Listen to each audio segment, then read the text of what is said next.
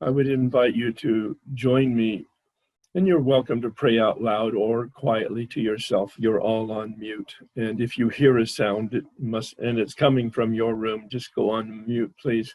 Join me in the serenity prayer. God, grant me the serenity to accept the things I cannot change, the courage to change the things I can, and the wisdom to know the difference. I have a PowerPoint that I'll be using as I talk through the journey of 12-step spirituality. From my standpoint, spirituality doesn't necessarily mean anything to do with God. Just for those who are perhaps on the line who have some type of negative history or resistance to the fourth dimensional vocabulary. Bill Wilson, although it came from a Christian milieu, the Oxford group attempted when he wrote the big book to neutralize any vocabulary that connected to any type of formal religion or tradition. And I've continued to in that spirit. For me, spirituality means relationship. One of the relationship with reality, relationship with myself, and relationship with other people.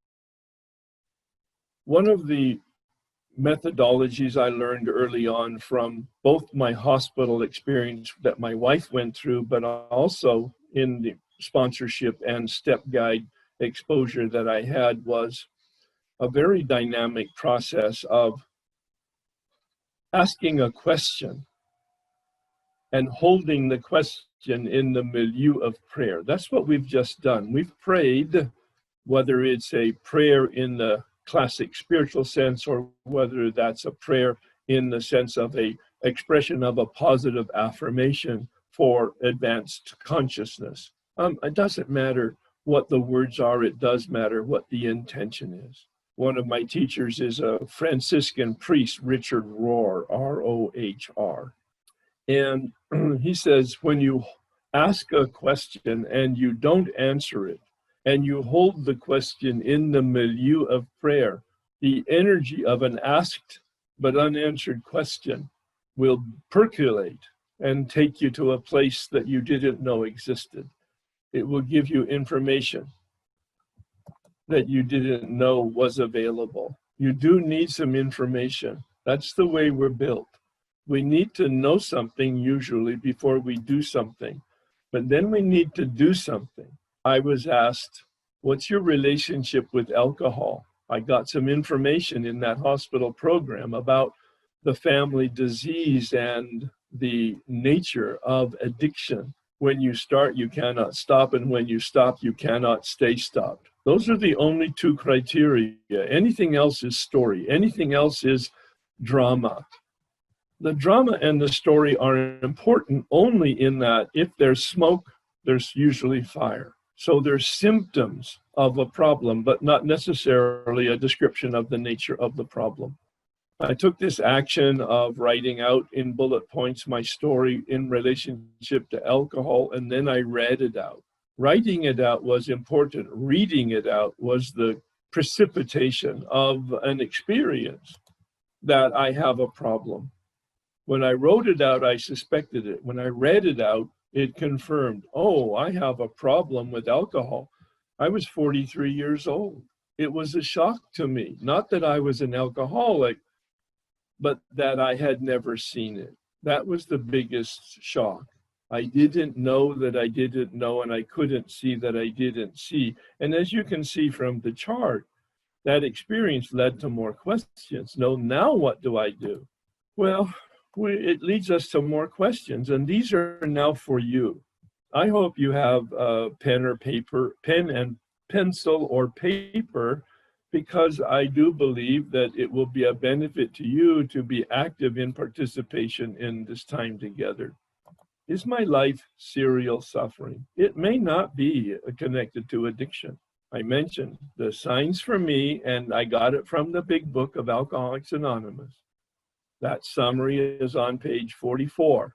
The beginning of chapter 4, when Bill is standing on the path that he walked in the first 3 chapters, looking back over his shoulder at where he's been. The problem of alcohol, the addiction.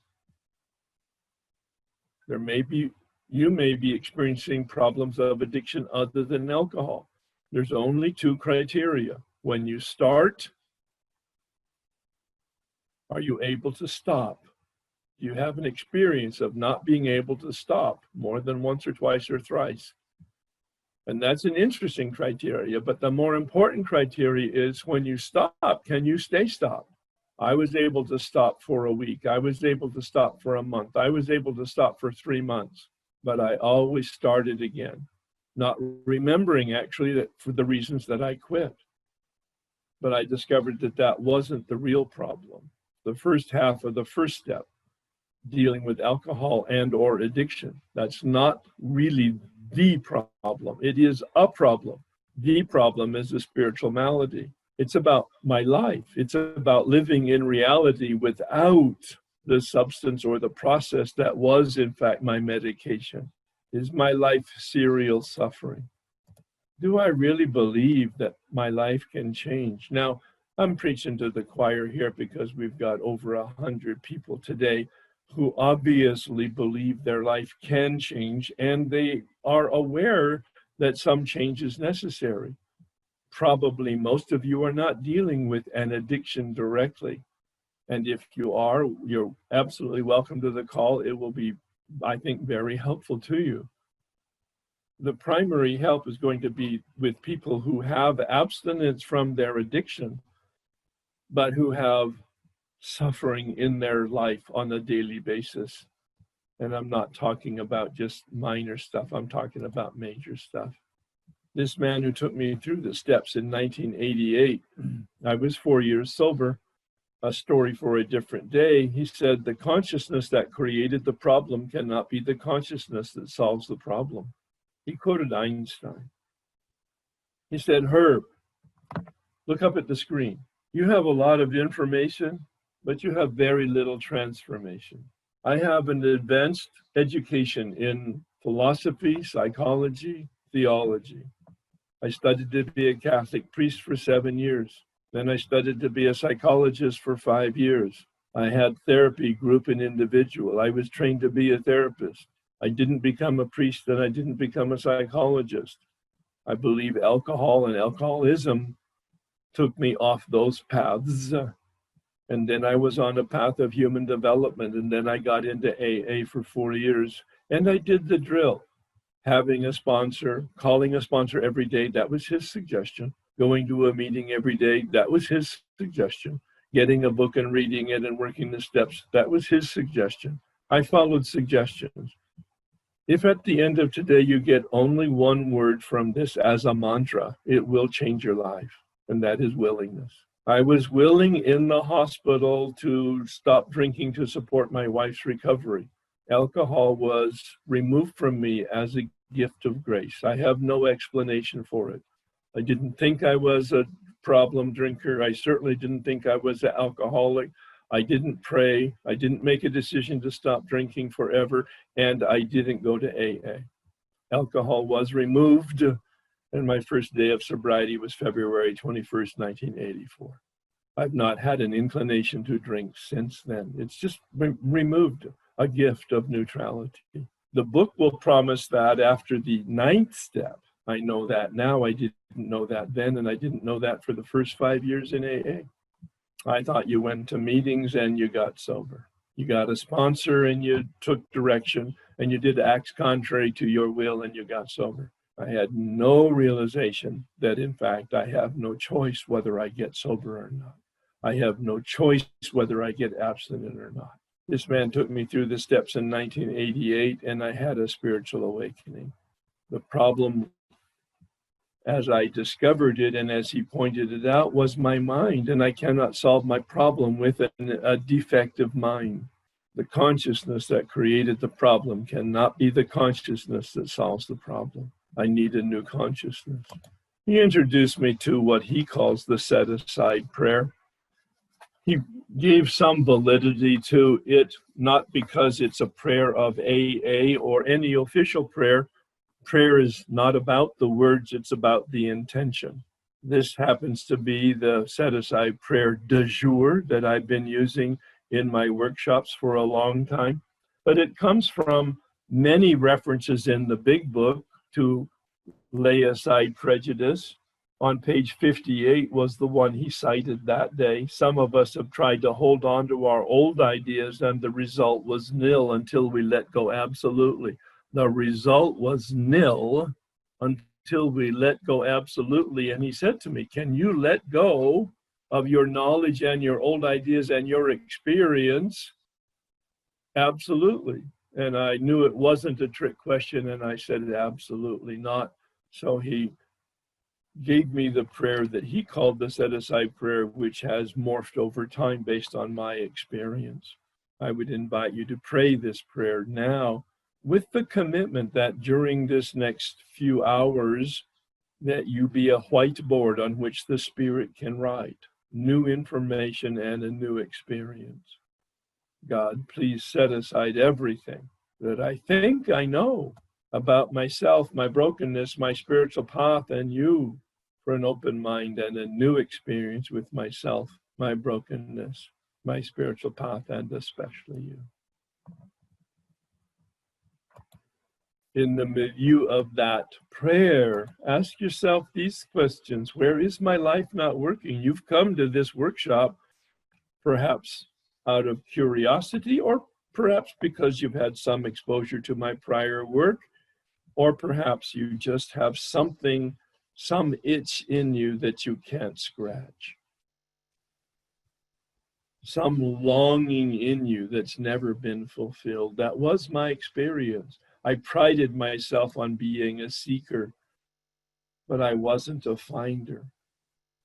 My actions were not effective. How are yours actions in terms of getting literally what you want and need to have contentment in your life? Do you really want something to change? You've heard the phrase before, I'm sure. If nothing changes, then nothing changes. Most human beings don't like change. They're afraid of the unknown. They resist change. Change in attitude, change in thoughts, change in feelings, but especially change in behavior. And that's all promised in the big book process, isn't it? That's the definition of a spiritual awakening. Listen to step 12. Having had a spiritual awakening as the result of these steps. There's the mission, that's the promise, that's the process. A spiritual awakening is a change. We don't have to get mystical and we don't have to get mysterious. It's a change in the way I think and feel and behave. What changes would you like? That would be worthy of making a note right now, at least of the question, and hold the question in the milieu of the set-aside attitude. And then at the end of today, perhaps, or at the end of the week, or at sometime down the road, after some meditation on that question, allow yourself to hear the wee small voice. You've heard that phrase before many times, the wee small voice. I've used it for 30 years. About 4 months ago, I challenged myself because words are really important. And I said, gee, I've never challenged myself on that phrase. I've heard it, I've read it, it sounds really cool, it sounds very spiritual, wee small voice. Is it the correct translation? And I went back to some dictionaries that have helped me in the past. Dictionaries are the best companion to the big book, so that we get a broadening and deepening of our understanding of the words that were used in 1939 and are even used today. And in this particular research, I found that wee small voice is a poor translation, actually. The translation is a tiny whispering sound. When you think about it, that's not subtle. Tiny, whispering sound. There's no voice and there's no words. There's just a vibration. There's just an energy. And it's very quiet, and it whispers like the wind, like the breath, like the spiros, or that's the Greek word that gives us the word spirit or spiritual. Breath, spiros.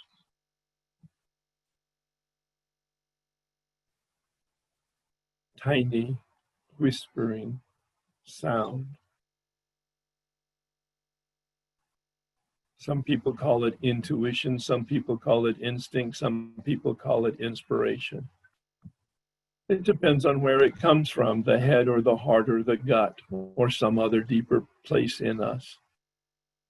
But that itch that we have that we can't scratch, that thirst that we have that we can't slake, that hunger that we have that we can't fill, that's the spiritual condition. The hole in the soul that Pascal says. The hole in the soul can only be filled by God. The shape of the hole in the soul is God. Amazing phrase, actually, worthy of some meditation and contemplation. I particularly like the phrase, the question, what is the invitation?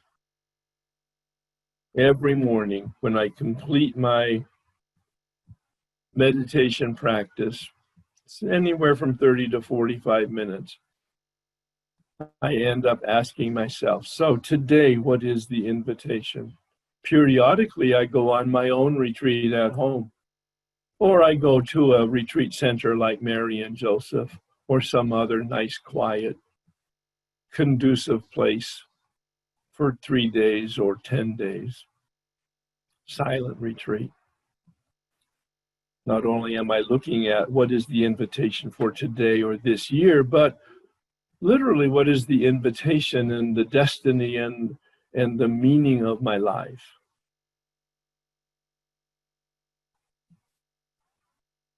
When I listen and I respond, I find that my life is in the flow. That's my new word for this last year that I've used with a capital F.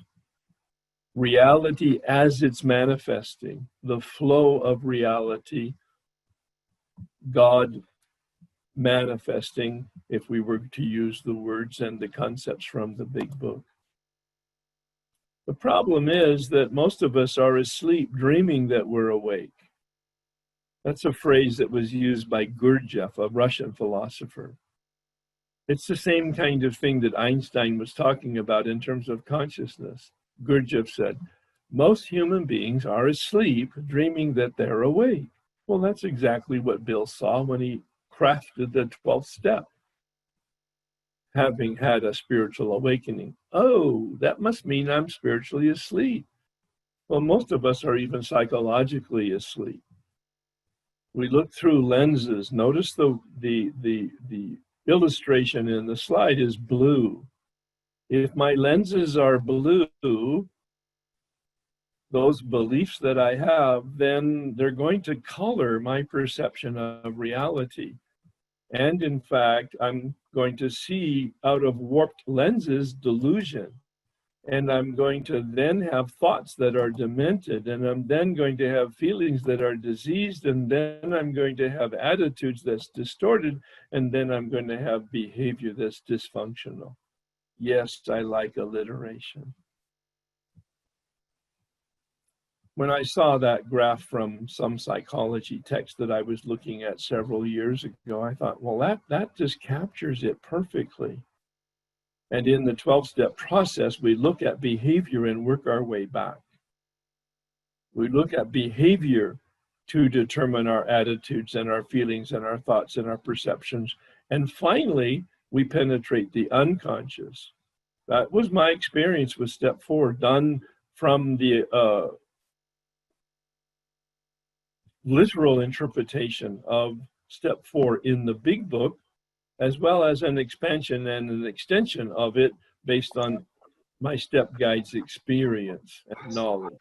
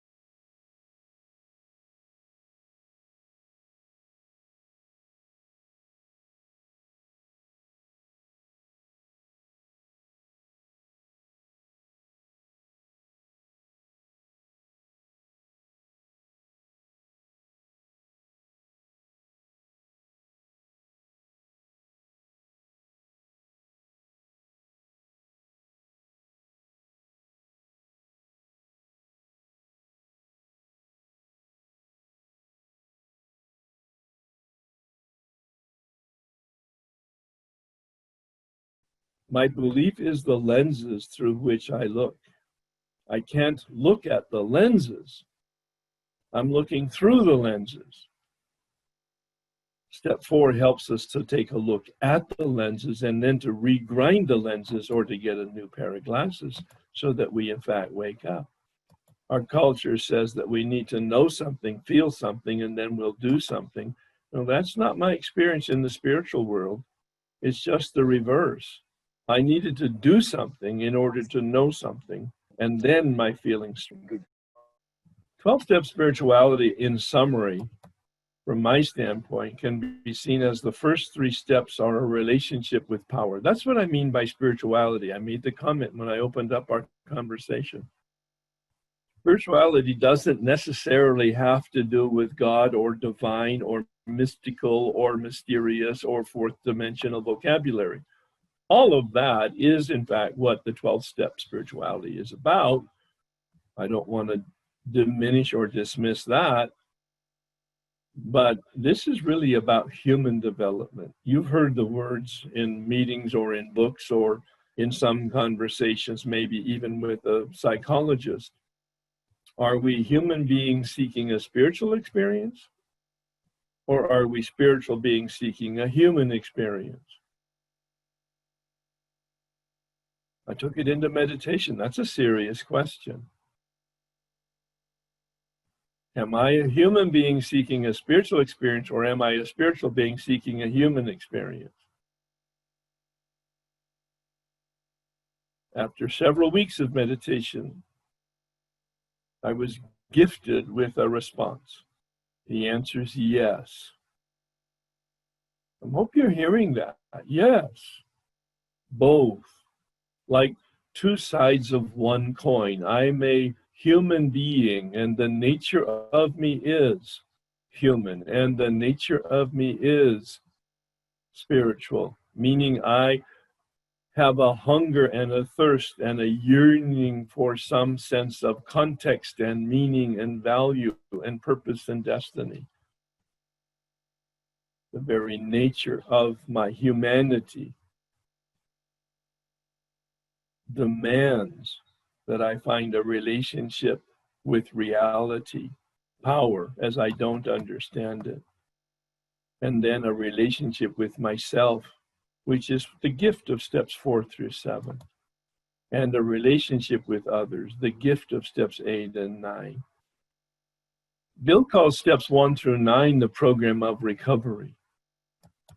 And then he calls steps 10, 11, and 12 our way of living.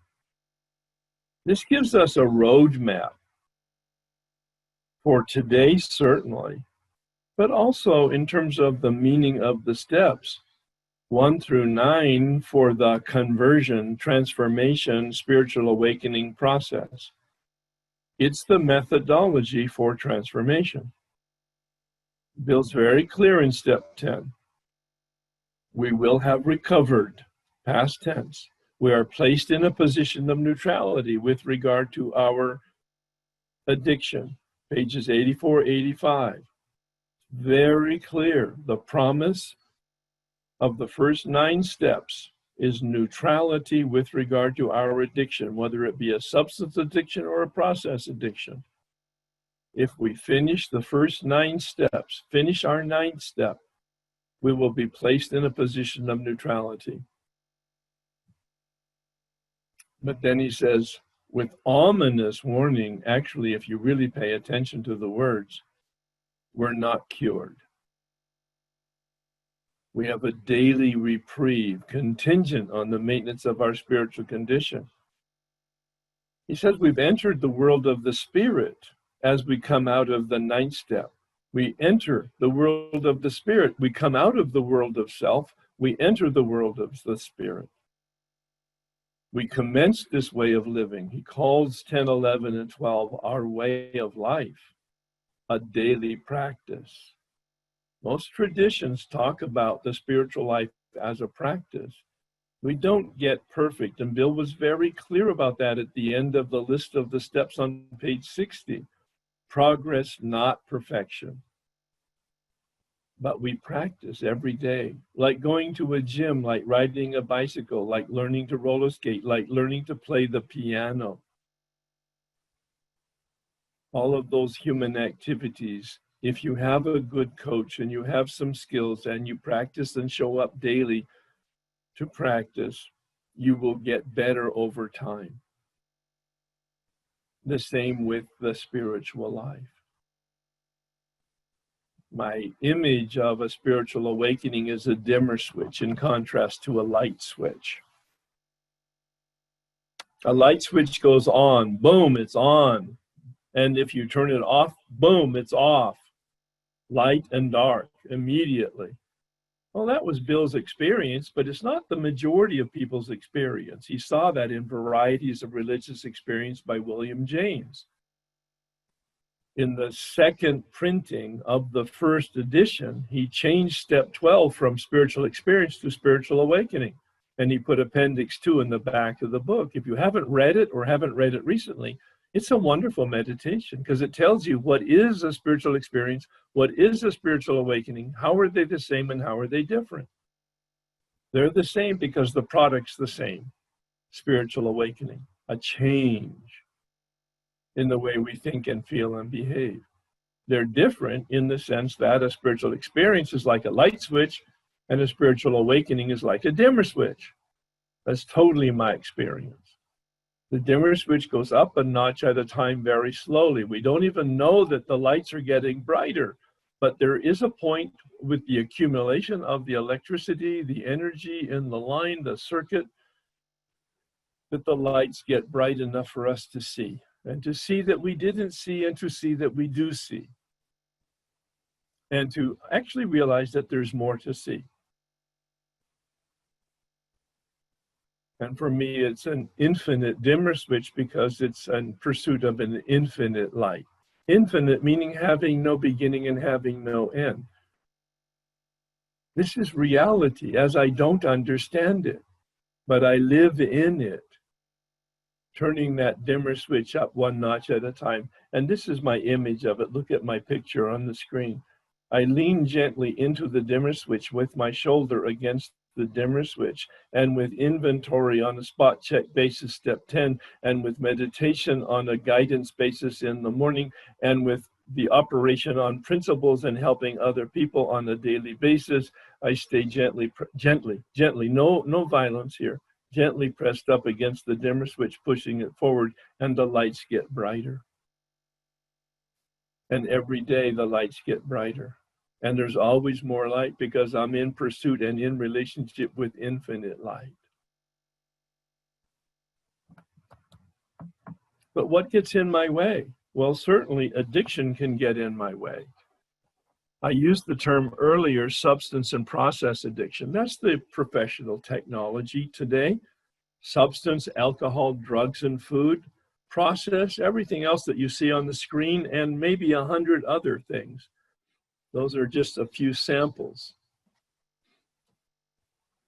There's no substance in exercise. There's no substance in work, but there's a process in codependency and all the rest of those other non-substance addictions. And the dynamic is the same. When I start, I cannot stop. And when I stop, I cannot stay stopped. The only two criteria.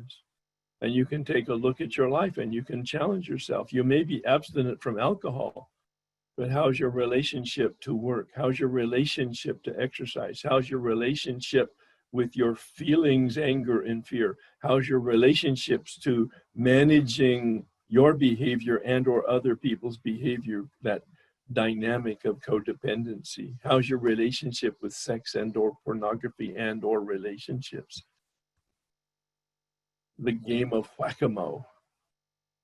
You pound the gopher down in one hole and it pops up in another, because that's the nature of addiction. And Bill says it is a problem, it's just not the problem. And unless you treat the problem, the spiritual malady, unmanageability, then in fact, you will have problems with addiction in different areas. Unmanageability is the key. Best kept secret in the rooms of Alcoholics Anonymous, from my standpoint. We have a problem with our body. Dr. Silkworth confirms that we have a problem with an allergy and a craving. It's not the psychological craving that is the definition in the dictionary. In the big book, Dr. Silkworth uses that word very uniquely, very specifically. You won't find it defined in a dictionary. He said the craving never begins until after you have a drink.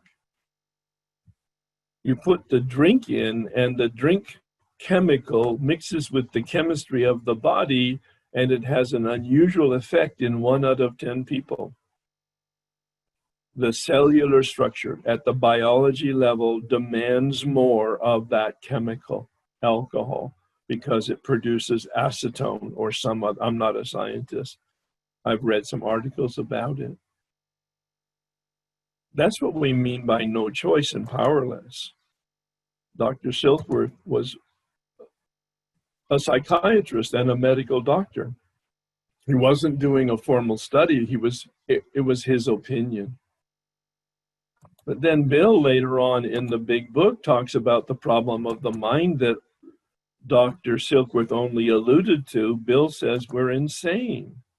He doesn't mean psychiatric and psychological. He means that there's something defective in our mind.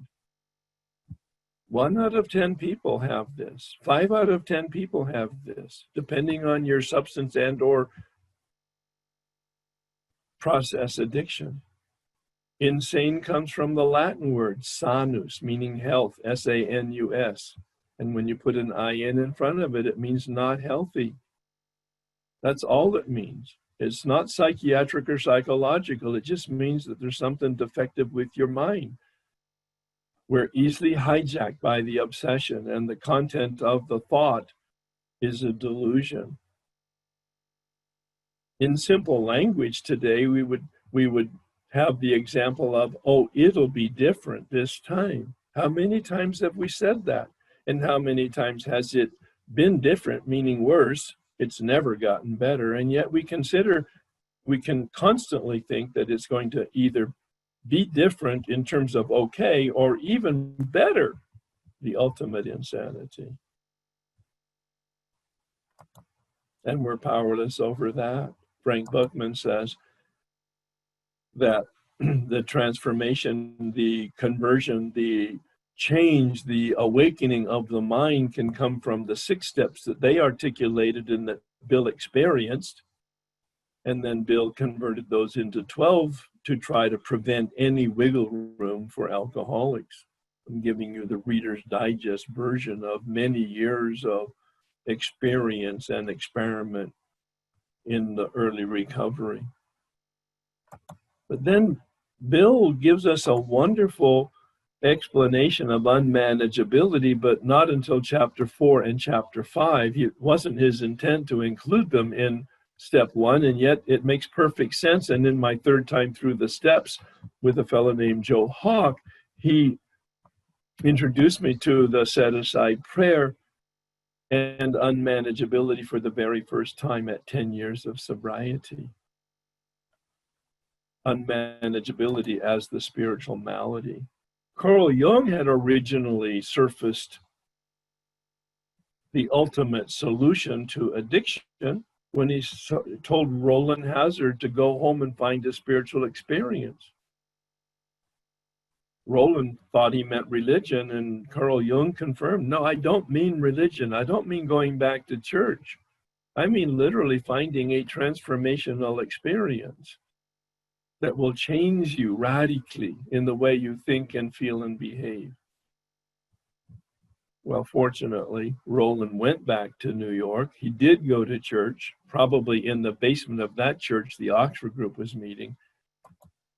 And he had his spiritual experience there, working those 6 steps. He reached out to Ebby Thatcher. Ebby Thatcher reached out to Bill Wilson. Bill Wilson reached out to Bob Smith, and the rest is history. But they were all in the Oxford group. They were all working these 6 steps of the Oxford group until 1939, when Bill wrote the book, Alcoholics Anonymous, and articulated those 12 steps. Bill separated from the Oxford group in 1937. Dr. Bob separated from the Oxford group in 1939 when the big book was published. But that's the roots of our program of 12-step recovery. A specific methodology for a change of mind, a healing, I'm going to say it, a healing of the mind, so that in fact we're invulnerable to the obsession. We have a spiritual shield that is given to us when we finish the 9th step, a spiritual awakening that's given to us when we finish the 9th step. It's guaranteed, it's the promise, it's the mission, it's the value proposition of the 12 steps, having had a spiritual awakening. And we get to keep it if we nurture it on a daily basis. It's a way of life, he says. We're not cured. We need to practice because we have a disease that's physical and psychological. We have a disease that's spiritual. The physical biology and the psychological mental defect are treated with the program of recovery steps 1 through 9. The spiritual malady, unmanageability, is treated with the way of life, steps 10, 11, and 12. What does it look like? Page 52 has the bedevilments. I use that term from the vocabulary on that page in the 2nd paragraph. The man asked me to make it personal and present tense. I am having trouble with personal relations. I'm 10 years sober asking these questions. I wanted a divorce after 25 years of marriage and 10 years in the program. I can't control my emotional nature. I was having difficulty with outbursts of impatience. I am a prey to misery and depression. That actually really isn't my orientation. So at 10 years of sobriety, it wasn't as much of an issue for me at that point. I have a kind of a natural orientation toward positive thinking and energy. I can't make a living. I took it into meditation. I realized that I can't make a living that satisfies me. And the wee small voice said, you can't be satisfied with anything because you're a bottomless pit. There isn't enough pleasure or money or recognition or power or adulation. You see, when you ask the question and you get quiet and you really sincerely listen to the tiny whispering sound, it will reveal the truth. I have a feeling of uselessness. Not so much, but I was restless, irritable, and discontent at 10 years of sobriety, having had 2 prior spiritual awakenings. One in which the allergy was revealed, the other in which the obsession was revealed. in terms of the understanding of it and the experience of it, which deepened my relationship with step one in terms of no choice and powerlessness. But now I'm having, at 10 years of sobriety, a new experience with powerlessness, no choice. I am full of fear. I am unhappy. I can't seem to be a real help to other people. I took it into meditation. I said, how does that apply? I'm sponsoring. I studied to be a priest. I studied to be a psychologist. How does that apply? My entire life has been training to help other people. And that tiny whispering sound revealed the truth. Herb, you don't actually want to help people. You want the reputation of helping people. You want the reputation of helping people. Oh my God. I was in therapy at the time to deal with some of the wrinkles of family of origin and my personality disorders, and it was being revealed to be my narcissism. It's a personality disorder that cannot be treated by therapy and or medication. I said, how bad is it? He said, on a scale of 1 to 10, you're a 7.5, and we put 10s in prison. Oh, thank you very much. And a few years later, with that same psychologist, I asked him how bad it was. Remember the scale 1 to 10 and 7.5? And he said, you're probably a 2.5. You never get over it, but the spiritual program that you have embraced and practiced on a daily basis has mitigated it to a place where it's contained.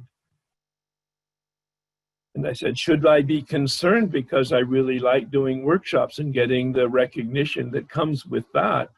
I try not to embrace it, but it's still there. Should I stop doing my workshops because it's feeding my narcissism? And he said, pay attention, be concerned, stay in prayer and stay in practice, but never let your concern get in the way of your helping other people. The work that you're doing is changing lives. And then he quoted scripture. God writes straight with crooked lines. You see, the spiritual math, regular physical math, 1 + 1 = 2. But in the world of the spirit, 1 + 1 = 5. There's a mysterious calculation there, an X plus factor that I can't explain. I cannot get here from there, and yet here I am. I did a lot of work, and I continue to do a lot of work, and I'm very consistent with my daily practice. But the outcome, the results, are disproportionately larger than my contribution to it. For me, that's the spiritual awakening. That's the spiritual experience. That's the mystery. That's the X plus factor that I can't explain it. I don't have to explain it. I just have to observe it. Step 2 is about making a decision about power.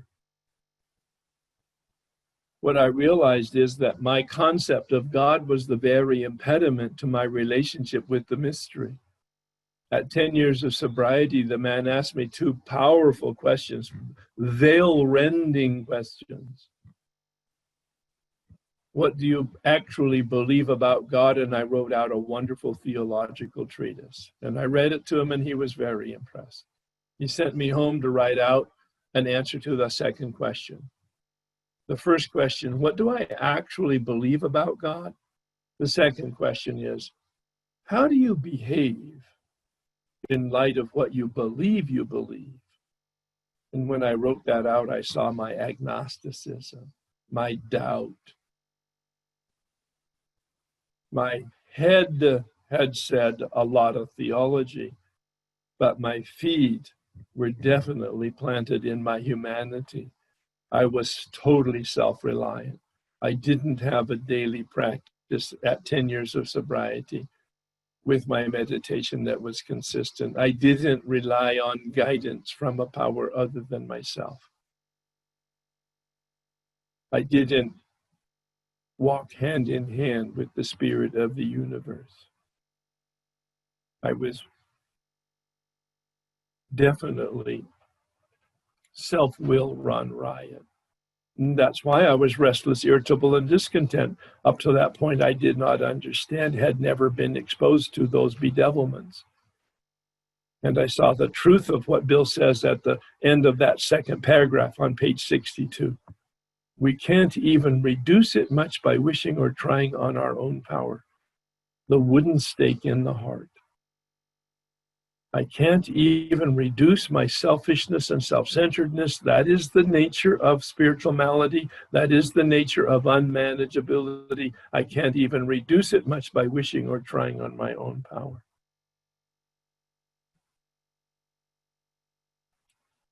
He asked me to choose a concept. Willingness was the key on page 47. Bill says it's the cornerstone. The cornerstone on a foundation of building a spiritual arch through which we walk to a new freedom.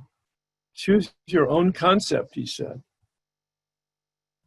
What word or phrase captures what you need and want in the attributes and qualities of God for you? This power other than yourself.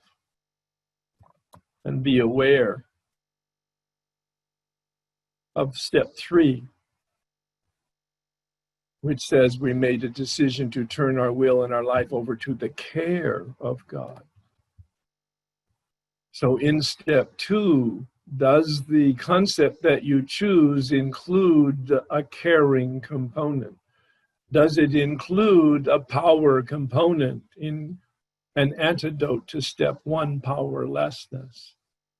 Looking at my experience in step 1, I need power. Looking at my anticipated experience in step 3, I need a benevolent power. What is it for me? Is it healthy steps? Is it higher self? Is it the human spirit? Is it the Holy Spirit? These are all very legitimate questions that I asked over a long period of time. At one time, I was given the metaphor of a fish in water. The fish can't survive outside the water, but it doesn't know that it lives in water. And that was good for a while. But then later on, I was given the metaphor of the wave in the ocean. A wave comes out of the ocean and it has, let's assume it's a 100-foot tidal wave. And it lasts for 3 weeks. That wave is not the ocean.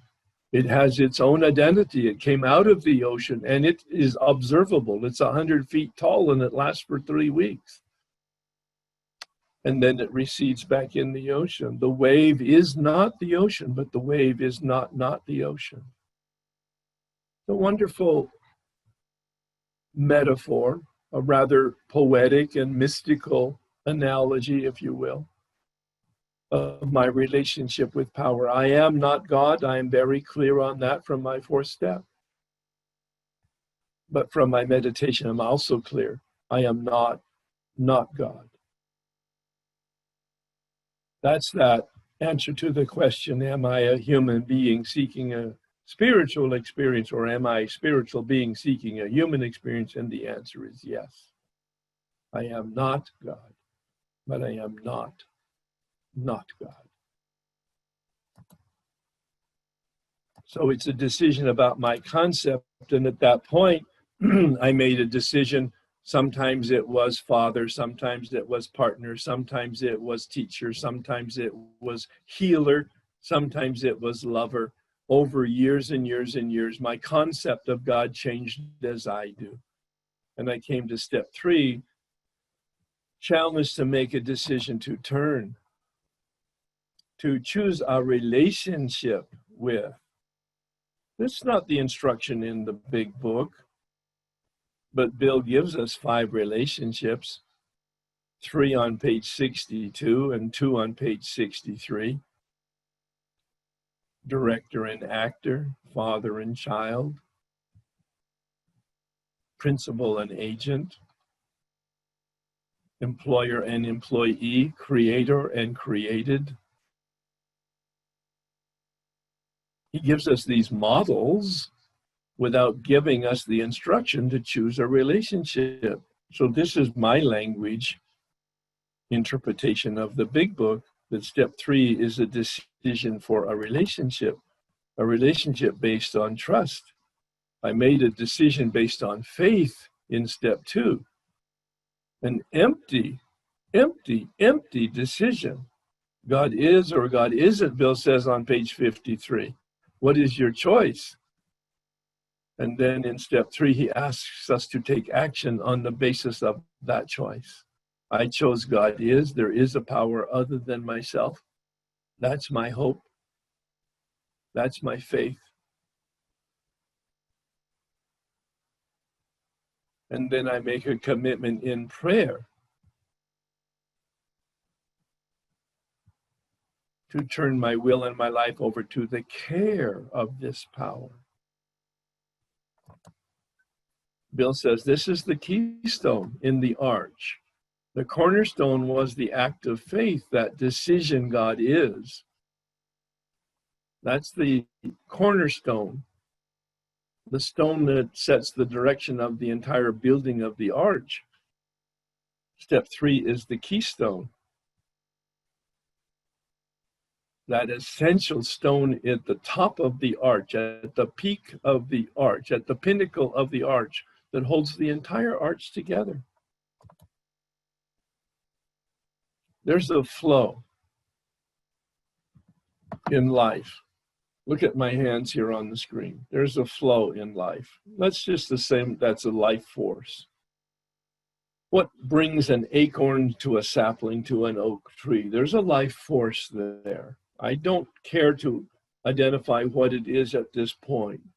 I care to make a decision that it is.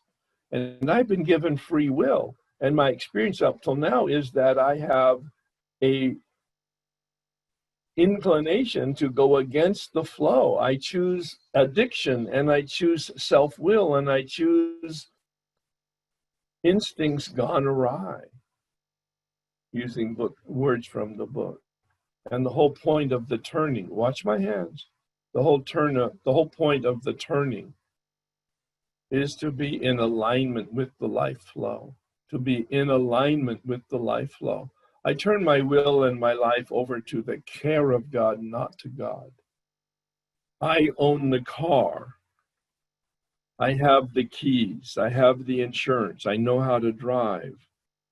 I just don't know how to get to where I want to go when I know where I want to go. So I put it into a GPS.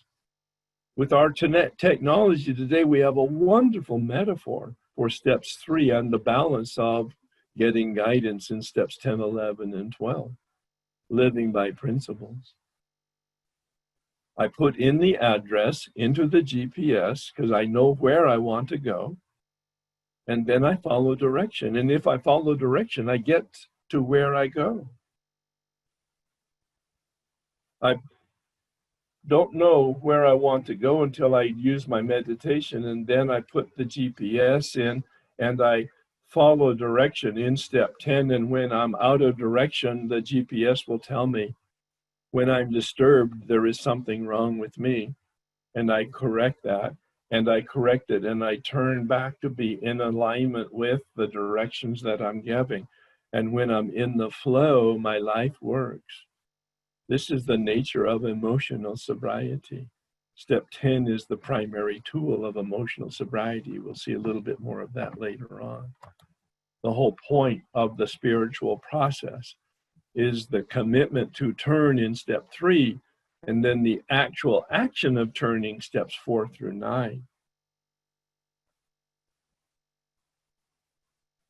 Step 3 is a commitment to turn. And in fact, Bill suggests that we do it publicly. He said we pray with another person, which was my experience. A decision for a relationship with a power other than myself, a power that cares, so that I can be in alignment. Here's the question for you. What relationship do you yearn for? In step 2, I asked you to ask yourself, what are the attributes and qualities that you need and want God to be and have? Just a few minutes ago, I asked you to ask yourself that question. That wasn't academic. That wasn't a rhetorical question. That was an invitation to you to come up with an answer to that question right now as we're sitting here talking, listening, being present to one another. What qualities and attributes do you need at this present moment in your life God to be and to have? And now I'm asking you to ask yourself, what relationship does that connote for you?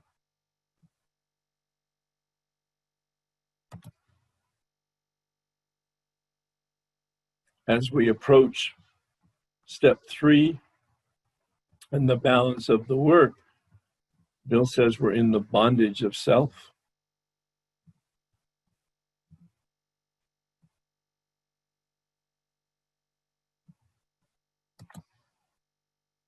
We're walking through a spiritual arch through which we walk to a new freedom. We're building that arch. Step 1 is the foundation of complete defeat. This is where we surrender. Step 3 isn't where we surrender. In fact, the word surrender is not even in the big book, which was news to me when I was about 15 years sober. I got a whole new insight into step 3. Step 1 is where surrender is relevant. I give up the fight. I'm in full defeat. I'm surrendered to powerlessness and no choice in my body, no choice in my mind, and no choice in my will. In my body, when I begin, I will always continue. In my mind, when I don't begin and I resist and I have information and I don't want to take the substance or the process, I will anyway, because I'm powerless over it. Until I have the gift of grace of abstinence, I can't earn it. Somehow it seems to be precipitated by my willingness to take the actions of step 1 through 9. But I can't keep it unless I do the work necessary to deal with my unmanageability and spiritual malady. All of this requires willingness to establish this cornerstone and the decision to turn, which establishes the keystone. And then I need to be willing to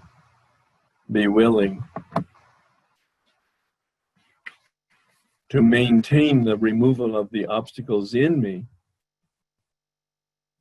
the obstacles to light, the obstacles to power, the obstacles to the sunlight of the Spirit.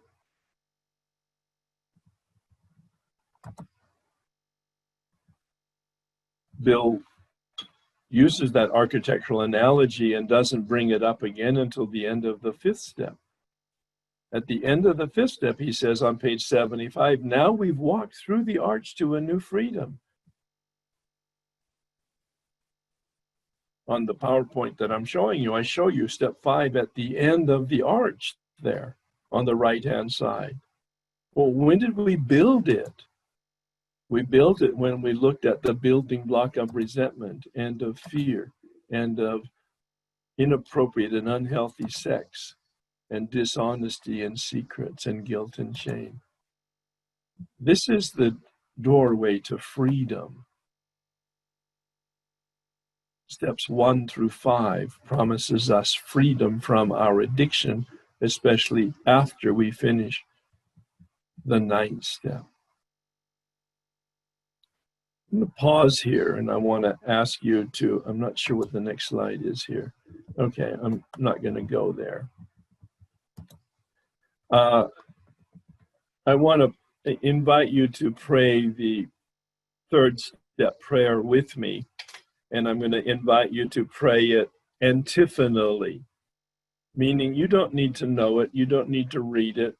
I'm going to lead you in it, one word, one phrase at a time, antiphonally, meaning in the monastery, in the chapel, a row of monks on the left side would begin a prayer, and the row of monks on the right side would then respond to the prayer, back and forth like a tennis match.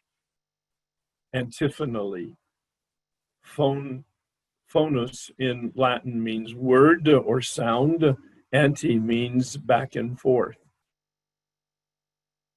Antiphonally. I'll pray a word or a phrase,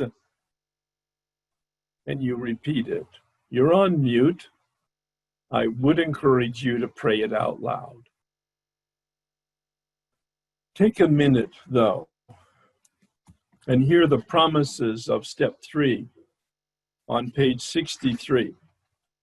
I'm not asking you to look at the book. I'm asking you to have a meditation now as I read these promises of step 3.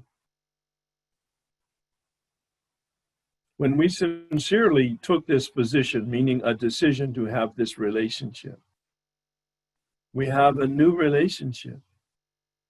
Being all-powerful, God will provide what I need if I keep close to God and perform God's work well. Established on such a footing, I become less and less interested in myself. More and more, I become interested in seeing what I can contribute to life. As I feel new power flow in, as I enjoyed peace of mind, as I discovered I can face life successfully, I become conscious of God's presence. I begin to lose my fear of today, tomorrow, or the hereafter, the very fear of death. I am reborn.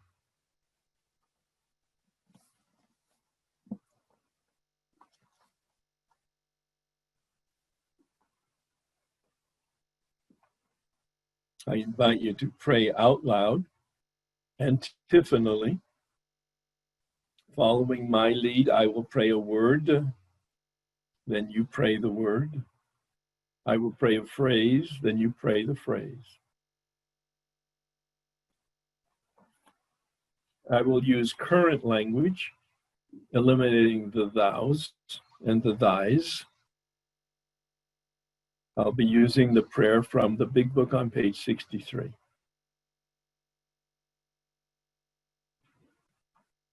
God,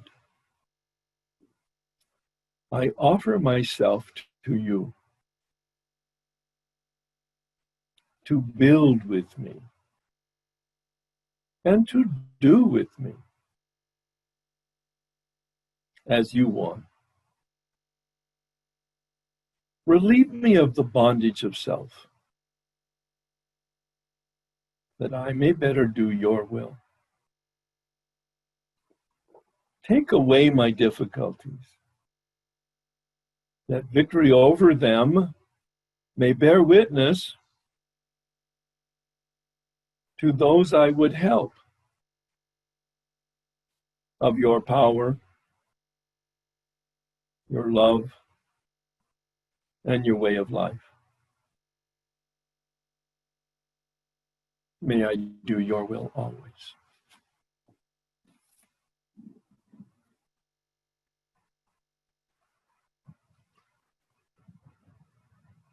I'd like to open it up for a few minutes to any questions, concerns, or sharing that you might have. And then we'll get back to the second piece of work, which we'll be looking at steps 4 through 9. I'm going through a kind of spiritual transformation, and what's happening is a lot of fears coming up, and it's like it's too good to be true and it's going to be taken away from me, and that's what's happening. And I don't know how to receive more. How do you do what? Receive more. What does that mean, to receive more? Like to receive the healing and the new perspective and the new consciousness. I'm not sure how to answer the question other than it sounds to me like you have this deep longing and you've had an experience and you want to amplify the experience and you think there's something that you can do to make that happen. Right, because I feel like I get it wrong. And do you have a sponsor? Yes. Do you talk to your sponsor about these things? I guess I could, but I'm scared of Why getting would you that. have a sponsor? No, Well, why do you have a right. sponsor? It's pretty deep. I don't know. I have to see how deep she is. Well, then that would be the first area that I would go to. I found that my sponsor was not adequate to my experience in the spiritual life, and I had to go to step guides for my work in the steps. And I found them inadequate to answer questions in the spiritual life. I had to go to a spiritual director, and I found him inadequate to deal with some of my family of origin issues, and I had to go to a therapist. So there you go. There's lots of resources for us. And so, yes, I completely confirm both your experience and your questions about it. Find somebody who you feel has an experience that can support your questions. Exactly. Very helpful. But start with your sponsor first to, in fact, see what their response is. And if it's not helpful enough, then find other resources for yourself. Yeah. But isn't that the itch that I talked about at the beginning? And so you show up and you have this deep yearning, and you might challenge your meditation practice. So let's talk about that. What do you do in meditation? Well, not much, and I've been struggling to even do the. You know how you say to do the minute. Well, wait. When you say struggle, what do you mean? So I sit there to do the minute, and here, like I'm meditating, and I okay, 1 minute meditation. Yeah. And then you do that? No, I get completely distracted. Oh, so you're not following direction? No. Oh, so if you want to have an experience, then you follow the direction of people who say, this is what you do action-wise in order to have an experience. Part of the beginning of meditation practice, as you've heard me say, is to start with 1 minute. But what is the 1 minute? It's not a prayer, it's not writing, it's not reading. It's listening. It's 1 minute of thinking and listening. Okay. You can just listen if you want, but it's really good to start out with a question or a thought or a prayer. Actually, Bill says we ask God to direct our thinking, and it's a prayer like this: God, please direct my thinking. Then I begin thinking about the question or the concern or the itch that I have at the moment, and I listen. I listen deeply to my thoughts and my feelings and my consciousness and my awareness during that minute. That's meditation. And if at the end of it you feel nothing or distracted, or it's okay, then you show up the next day to do a minute again. With that practice, eventually you'll begin to get some traction, and the spirit will invite you for, why don't you make it 2 minutes? Why don't you make it 5 minutes? But be careful that that's not an invitation of the ego for an accomplishment of a task. Right. And so when I pray, that's different, right? That's different. Different than what? Well, praying is just like I'm asking for help, or I'm asking for connection, or I'm trying to build a relationship. You know, I don't, it's artificial to try to make too many distinctions, because I could see in what you just said, that prayer could be a wonderful meditation. I'm in a position of supplication, and I'm thinking about the relationship with God and the help that I need. Oh my God, it won't be much better meditation than that. You see, the prayer is a prelude. Prayer are words, but it's the intention underneath the words that is the real intent, and it could in fact be a wonderful meditation. Okay, because I just think that I'm getting it wrong and that I'm not in alignment, you know? All right, now here's some very consoling counsel that I got from Thomas Keating, who was my teacher in contemplative practice. All right, you can't make a mistake. You're responsible for the effort, and the results are none of your business. He said the only 2 mistakes that you can make, The only two mistakes that you can make is not show up and leave early. Oh my God. I'm not responsible for the results. I'm only responsible for showing up and the effort. That was such a relief to me because I'm very task oriented, like I think you are indicating you might be. It's not about your thinking and your feeling, it's about your action. Right, got it. Just gotta let it go. Okay. Yeah. And that's where you then are making a decision based on faith. That what Herb is saying is true. There's no substance to faith. There's no substance to faith. It's a decision that feels empty and thin and dark. And yet it's the beginning, the decision that I make and then the action that I take. I take the action, and you've heard it in, I'm sure, your sponsors and or in meetings, act as if. It's really what we're not talking about make-believe. We're talking about people with experience and substantive actions. But it's act as if these directions are valid. You got to know that I'm well-intentioned. You got to know that I have an experience. You got to know I'm doing this because I know with 32 years of experience now, I'm 36 years sober, but the first 4 years were me just detoxing physically. Nothing changed. But the next 32 years, everything changed, and it continues to change. And that's why I'm so passionate about this methodology. It's effective. It never fails. I went to see Richard Raw, went to a conference in Richard Raw a few years ago, and I can't remember what the question was, but I just had a flashback because he kind of said, fake it till you make it. Yeah. And that's kind of what you're saying, act as if. Well, he's learned a lot from the 12-step rooms. I learned a lot from him. His book is Breathing Underwater, if you want to read his take on the 12 steps. It's a great book. And take it with, he doesn't have experience. He's not in the 12-step program, but he's got a deep spiritual intuition. So the book is really useful. I feel as if one program, I'm connected, the dimmer switch is brightening all the time. My meditation practice is deep and meaningful, and I feel like that's working. The OA, I just don't feel, it just doesn't make sense to me that one program seems strong and growing and the other just isn't. And I don't really know what to do about that. Well, it may be the exposure that you have to the people and or the meetings that you're in. You're in OA. Are you familiar with A Vision for You? No. It's a subgroup of OA that focuses on the big book, literally and fundamentally, and they have like 3 telephone calls a day internationally every day.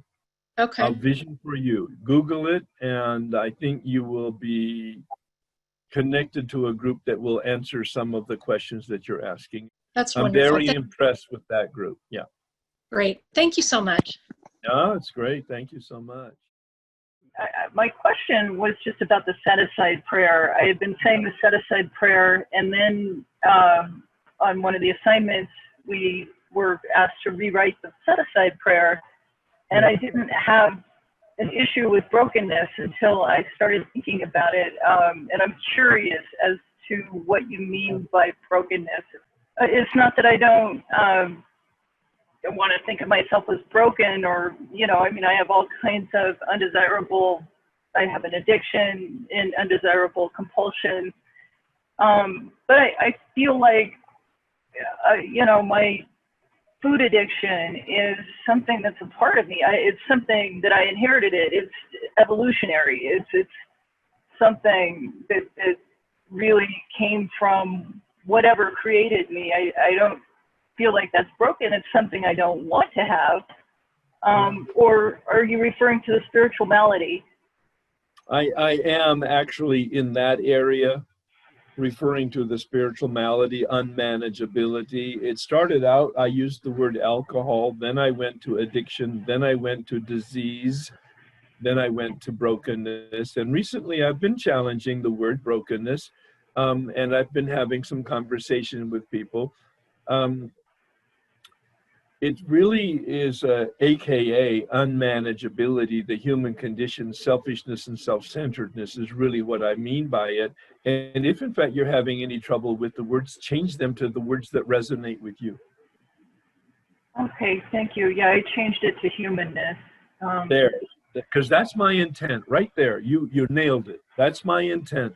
My humanness, my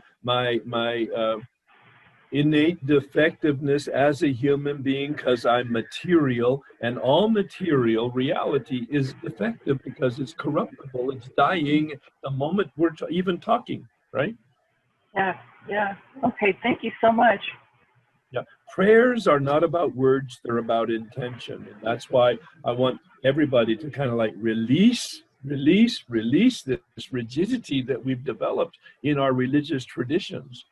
All right, we've lost the soul of the different. You heard it. I'm spiritual. I'm not religious. You heard that many times. What does that mean?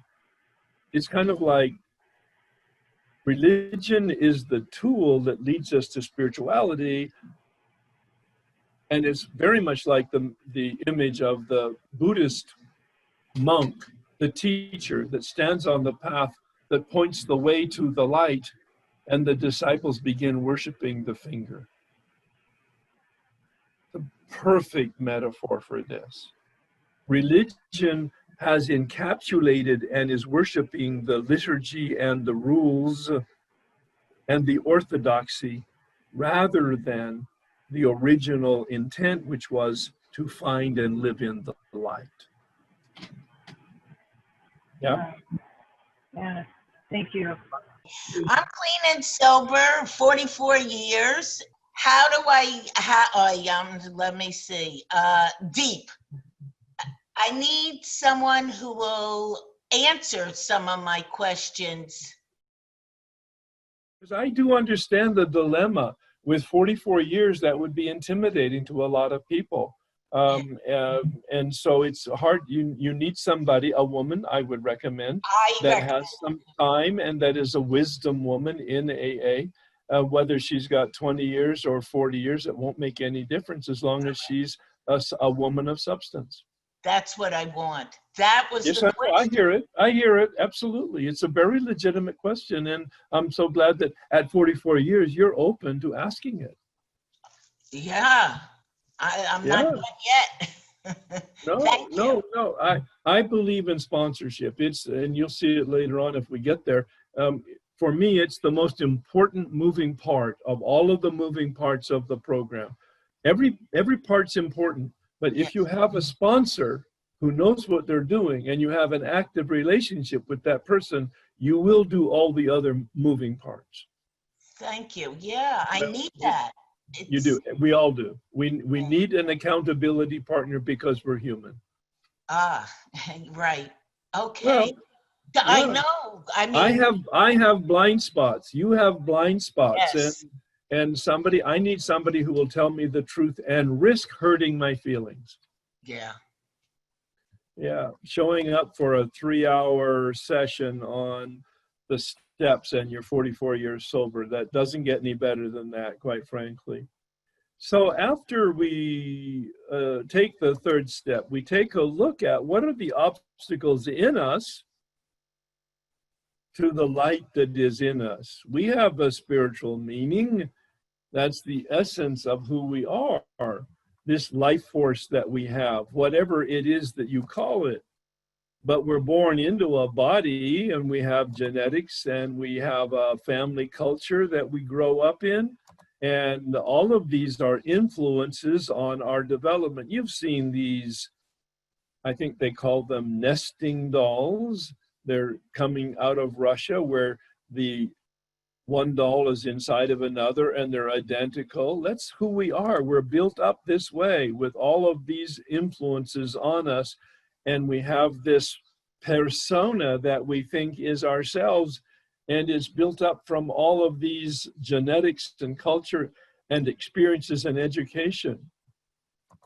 The whole process of the fourth step is to begin to identify through our behavior, all right, what are these, in fact, influences, so that we can unpack it and come back down, strip down to the real insight into our meaning. You've heard about the deflation of the ego at depth, or the deconstruction of the false self, depending on who you're talking to. All right, and that's what this is. These are not words from the big book, but this now is the experience that I have in doing these steps. These are the obstacles to power. The big book suggests on page 62 that selfishness, self-centeredness is the root of our trouble. Look at the diagram. At the base there's self-centeredness. This is the foundation. This is the unmanageability. This is the spiritual malady. This is the nature of our humanity, as we were discussing earlier in terms of that question of brokenness. And from this root, we have the fruit of resentments and fear and sex and dishonesty, secrets, guilt, and shame. These are the clouds in us that block us from the sunlight. Bill uses the term in the 12 and 12 in chapter 4, instincts gone awry. Instincts. I learned in biology and psychology, instincts, survival instincts, fight, flight, and freeze. Fight, anger, turning into resentment. Flight, fear, turning into anxiety. Procrastination. Freeze, camouflage, hiding, dishonesty. When I understood that, I understood these are not something that we judge negatively. These are something that we observe as our normal human survival instincts. Resentment coming from the Latin word sentire, meaning to feel anger over and over and over again. And Bill talks about that in the big book as the number one killer. In the 12 and 12, he has a totally different model. He uses the 7 capital sins. I don't use that. I am pointing it out. Some people find it very helpful. He was under the spiritual direction of a Catholic priest at that time. From 1940 to 1960, he had engaged Father Ed Dowling, a Jesuit priest, to be his spiritual director. This is clearly evidence of that Catholic training that Bill got from Father Dowling. I don't use it. Some people find it quite helpful. But when we, in fact, identify the sources of our anger in resentment, the sources of our fear, Bill suggests on page 68 that it's about self-reliance. I'm giving you a very superficial introduction to step 4.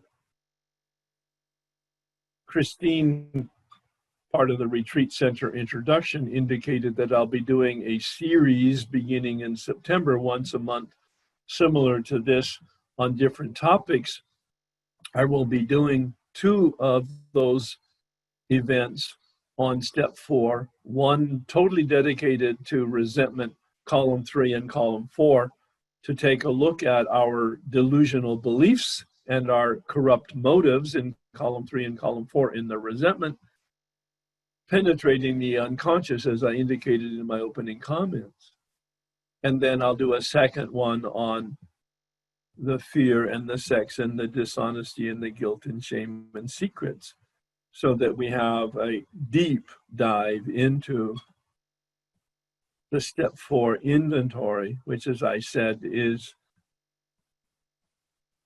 a key tool for the unpacking of the false self, the dismantling of the survival instincts that were probably useful at one point, but now we built a wall to protect ourselves as a survival mechanism, and what we find out is, in fact, it's a prison, not a protection wall. It's a prison wall.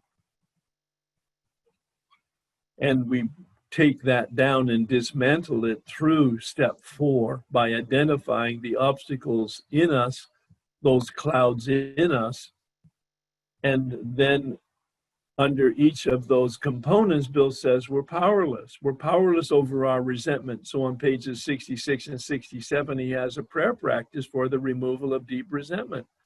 In the Way of Life document, you'll see that prayer. In the fear inventory, he says, you can name it, you can analyze it, you can talk about it, you can understand it, you just can't get rid of it on your own. So you pray. In the sex inventory, he said, you can name it, you can analyze it, you can answer all the questions, and you can be very clear about what your virtues are and what your motives are and what your dysfunction is. You just can't change it on your own. You can't even develop healthy principles on your own.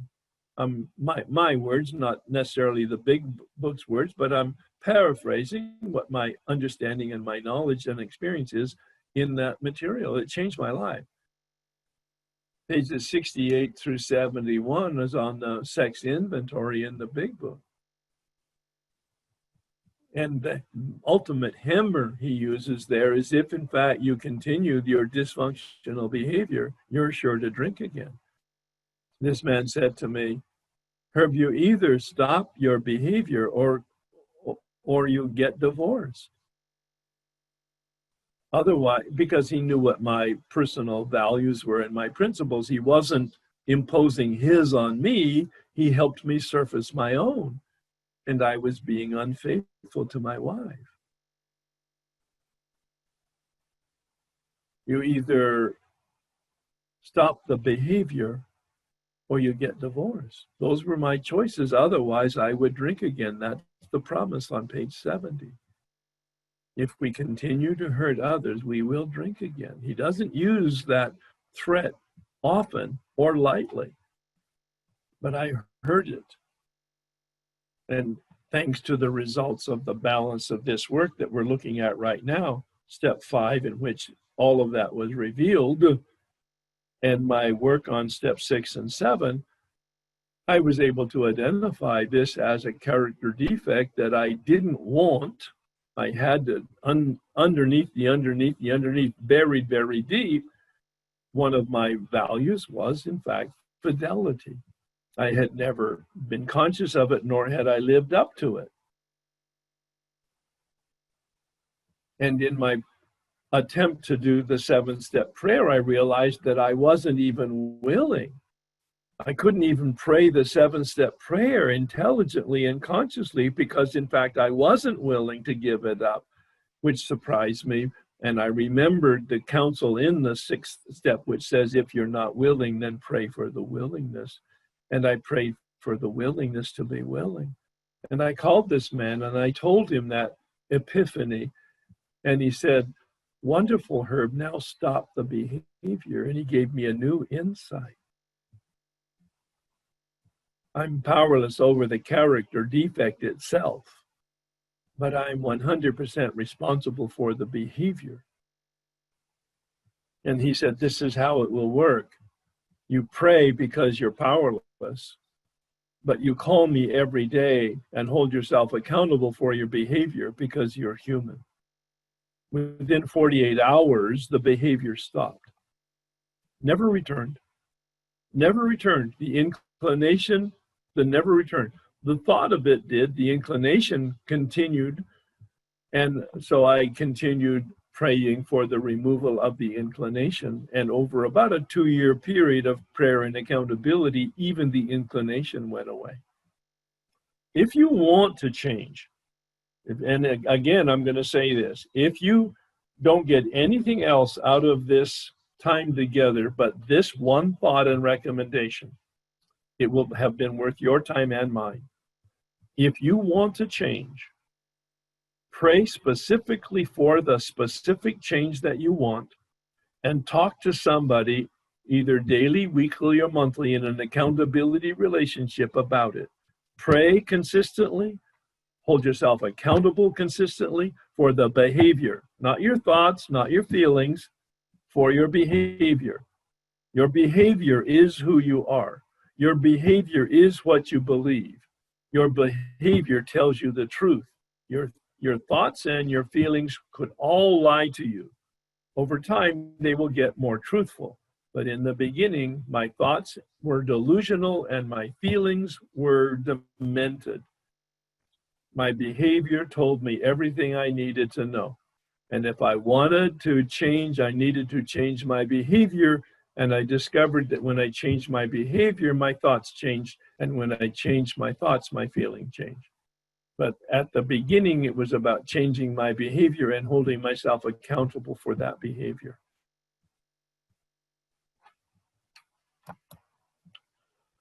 But then we went on to repair the damage. It was very important to identify the damage.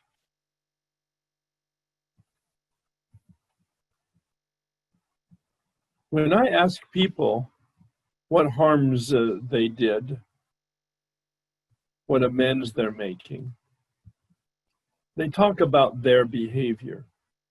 Oh, I gossiped, or I hurt their feelings, or and quite frankly, it's important to know what your behavior is in the 8th step, but that's not the harm. Please hear this. It's not subtle. Your behavior is not the harm. The harm is the impact of your behavior on somebody else. When I said I gossiped about somebody, this man challenged me. Did they lose any opportunity? Did they lose money? Did they lose relationship? Was their life diminished by your gossip? He said, Herb, you're not that powerful and you're not that important. You feel guilty, you feel shame by your behavior, but that's not the harm. The harm, the answer to the harm question is, what was the negative impact on the other person? How was the quality of their life impaired or diminished? How was the quality of their life diminished? And in most cases, it wasn't. So there are several items to ask yourself in step 8. Who did you harm? What actions did you take?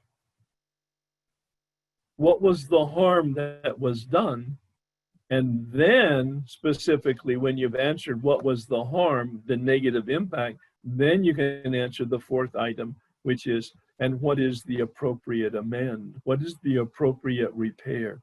Amend has 2 connotations, as you can see on the screen. The first is, what am I needing to change in my behavior? Amend my behavior, change my behavior. And the other is repair. The first has to do with me, the second has to do with them. In some cases, you can repair that damage by paying the money back. You can repair that damage by sitting in front of them and acknowledging the harm that you did and having a conversation which they get to express themselves and heal from the acknowledgement and the expression. In some cases, it's appropriate not to meet with them or not to even address it. In some cases, you can't even find them. What do you do then? My experience with step 9 is I've always been able to finish my step 9. The people that I can and should find, I do and I make the amend. The people that I could find, but I shouldn't find and shouldn't meet with, or that I can't find, I choose a spiritual practice of prayer for their healing. If it's a 1 day or a 3 day or a 3 week or a 3 month, I determine what the nature of the harm is and proportionately what the nature of the repair is in discussion with my step guide, so that I don't get scrupulous and over conscientious, or I don't cut myself too much slack. I try to maintain balance, objective, appropriate, healthy. I will determine what the spiritual practice is for healing. And then when I'm through with that, I'm done with the amend. How do you make amends to dead people? The same way in terms of a spiritual exercise, or maybe you go to their gravesite, or in my case, my father had been cremated. I went to the local cemetery and I sat there and I had a large pad of paper and a pen, and I wrote out my amends there, asking for his spirit to be present to me. And I wrote it out and then I read it out loud. You want to have an experience of making an amend to a dead person? Try that. Go to a cemetery as a symbol of them. Pray for their spirit to be present. Write out the amend, what I did, how it must have harmed them, what my specific reparation is, my intention to repair the damage. And then after you write it out, read it out loud. I walked out of that cemetery free for the very first time in my life, free of a rage against a father who had been a bad drunk, but a very sick person.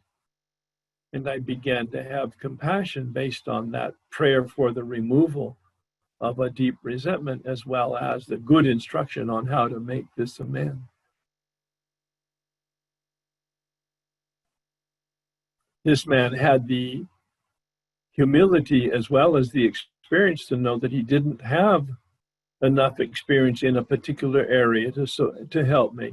And he said, I have no experience in that harm done to a woman 25 years ago. I want you to go to one of the wisdom women in the AA or Al-Anon program and talk to them about if it had been done to them, what would they want? Would they want it even to be addressed and surfaced? And if they do, how would they want it to be addressed and talked about? What would be the appropriate healing ritual for them? And I did that. It was humbling to go to a woman and disclose the kind of person I had been 25 or 30 years earlier, but she gave me very specific directions, which I followed.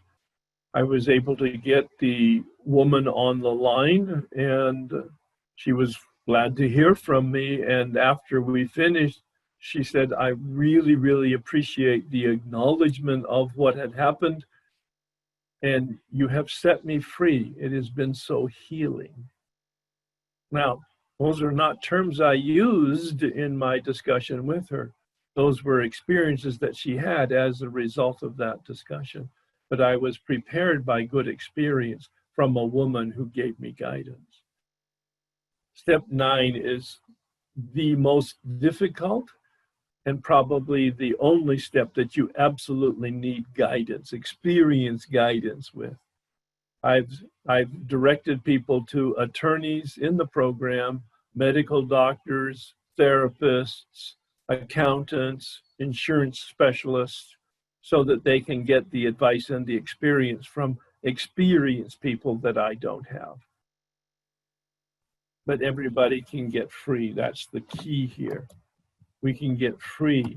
It's a forgiveness process. Look up the word in a dictionary, forgiveness, a decision to release them. Look at my hand here on the screen. I looked up the word in a dictionary, forgiveness, a decision to release them.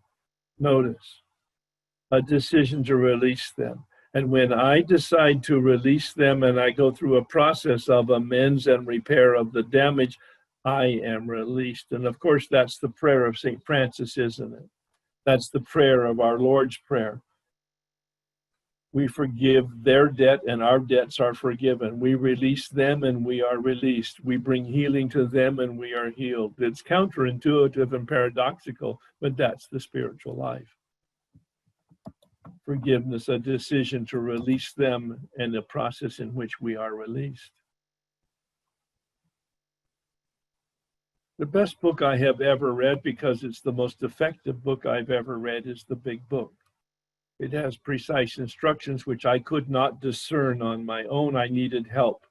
I needed a step guide to shine a light on each page so that I could read the page and the sentences would crack open and their meaning would be revealed to me.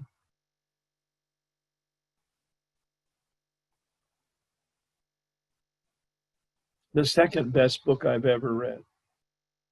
And based on my Reader's Digest version of my background, you know I've read some. The second best book I've read is Forgive for Good by Fred Luskin, Luskin. He's a clinical psychologist, a professor at Stanford University. He wrote his doctoral dissertation on forgiveness back 30 years ago, and then he converted it to a book that we can all read who are not trained in psychology. And I read it 25 years ago, and he and I did a panel together on forgiveness. He did it from the psychological standpoint. I did it from the spiritual and the 12-step standpoint, because the process is the same. After the panel was over, I said that to him. I said, I was struck by the parallel of the psychological process of forgiveness. The dynamics of it are the same as the dynamics and the process in the 12-step program in the spiritual approach to forgiveness. The words are different, the vocabulary is different, but the process and the underlying dynamics are the same. And he said, yeah, but you 12-steppers and spiritual people have a real advantage. And I said, what's that, Fred? He said, you have God. He said, that's the X plus factor. He said, I can't include anything that's non-material, non-measurable. I'm a scientist, I'm a psychologist. So you guys have an X plus factor that's a very dynamic, important factor in the process and gives it a lot more energy and potential probability for completion successfully in healing. It was very humble of him to admit that. Forgive for Good. The second best book I've ever read. It parallels with psychological dynamic and vocabulary the process that we experience in steps 4 through 9. Forgiveness is a process, not an event. It's a change in our attitude, a decision to release. It's a change in our relationship with reality. We accept reality. Don't take reality personally. It's not personal. Reality just is. The law of gravity is the law of physics. Things fall to the ground 100 times out of 100 times, because that's the law of gravity. It's a principle of gravity. There are principles of humanity. Spiritual principles, they're called sometimes human principles, universal principles. Honesty, simplicity, integrity, fidelity, many, many principles that have come down through the ages, through either philosophy or some type of religious tradition.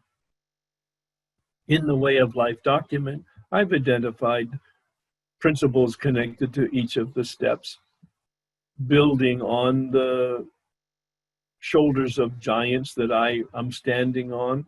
I've taken their lists and I've fine-tuned them based on my knowledge and my experience. Recently, and in fact for 2020, in the Way of Life document, I changed my approach to step 10. Radically, actually, it's totally different, because I have a different knowledge and a different experience with it. So you might want to take a look at that and use that as a method of meditation. One principle a day, or one principle a week, or one principle a month. They will be grist for the mill in terms of guiding principles for living life. They're immutable, meaning they can't change, and they're non-negotiable. Reality is like that. That's the benefit of the serenity prayer. The serenity prayer says, what can I influence? I dropped the word control out of my vocabulary a couple decades ago. I don't control anything outside of me. I don't control anything inside of me. I have influence. Very little influence over outside of me. Some influence inside of me.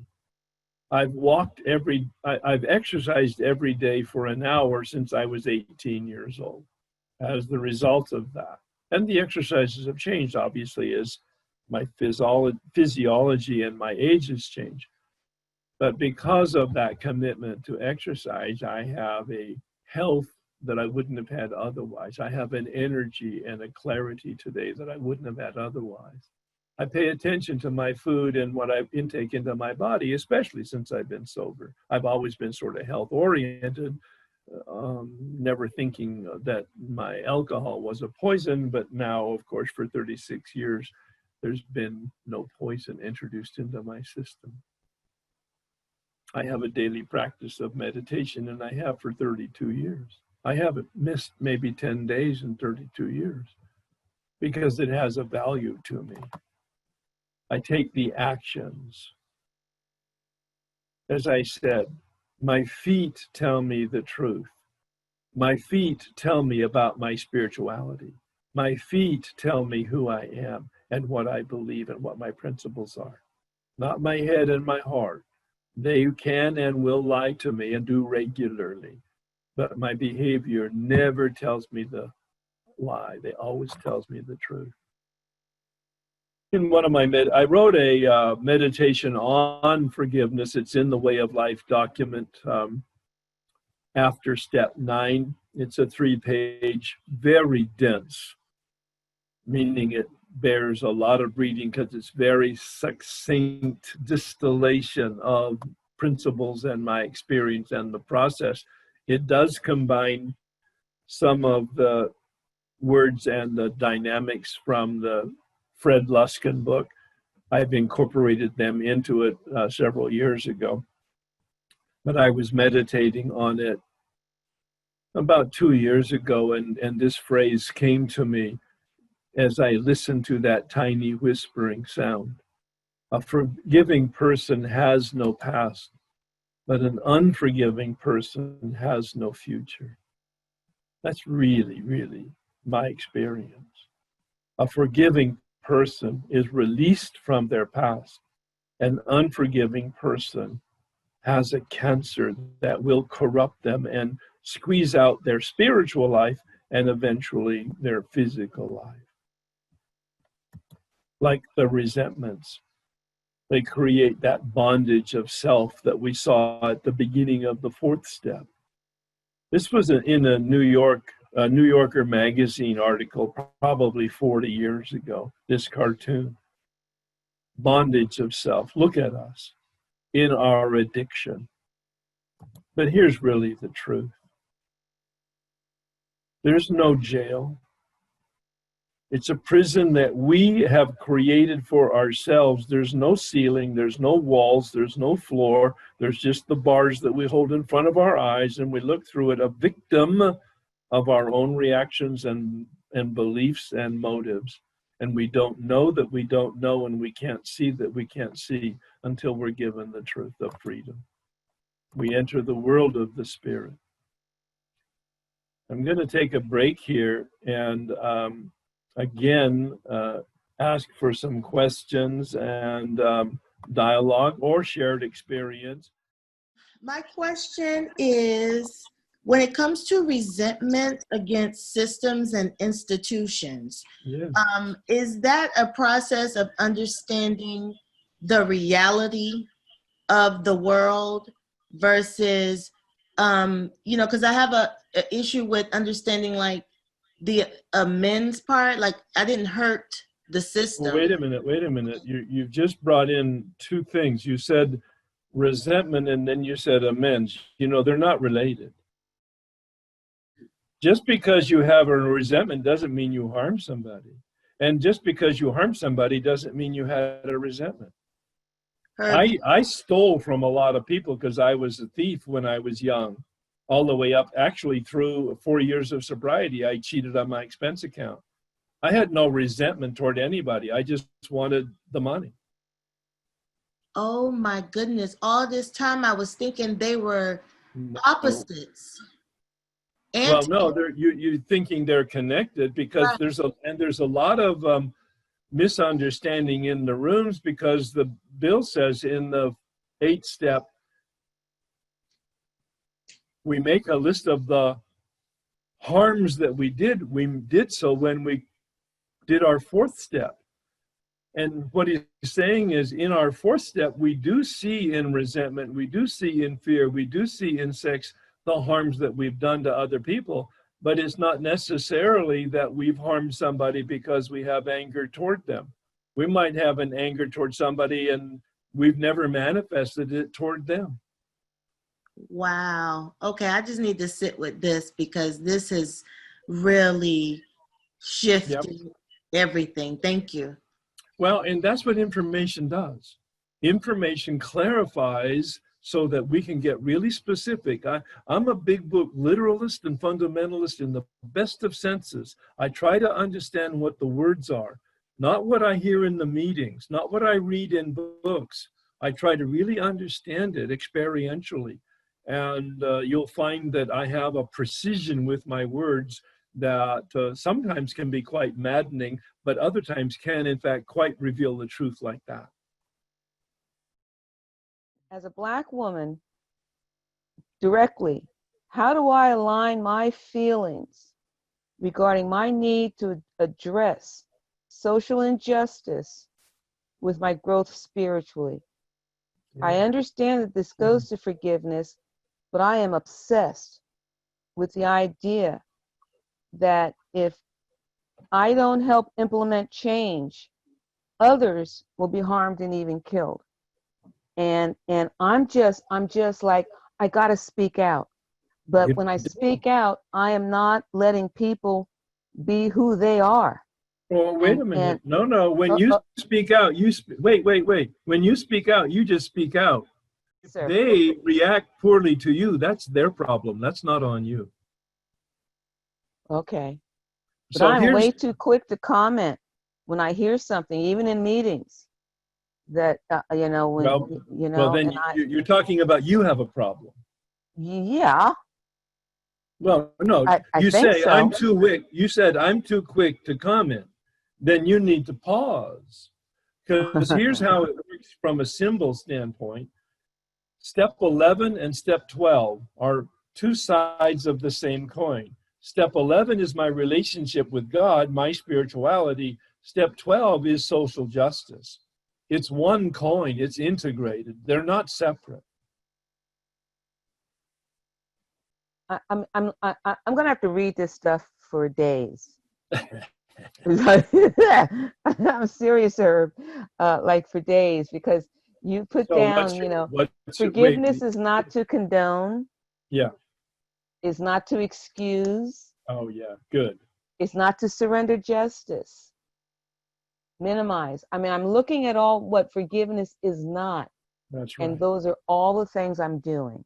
Yeah, that's why they're in there as a meditation. That's exactly right. I'm not an atheist, but I have had sponsees that are atheists. Yeah. And I don't see how they become spiritual. What is that process like?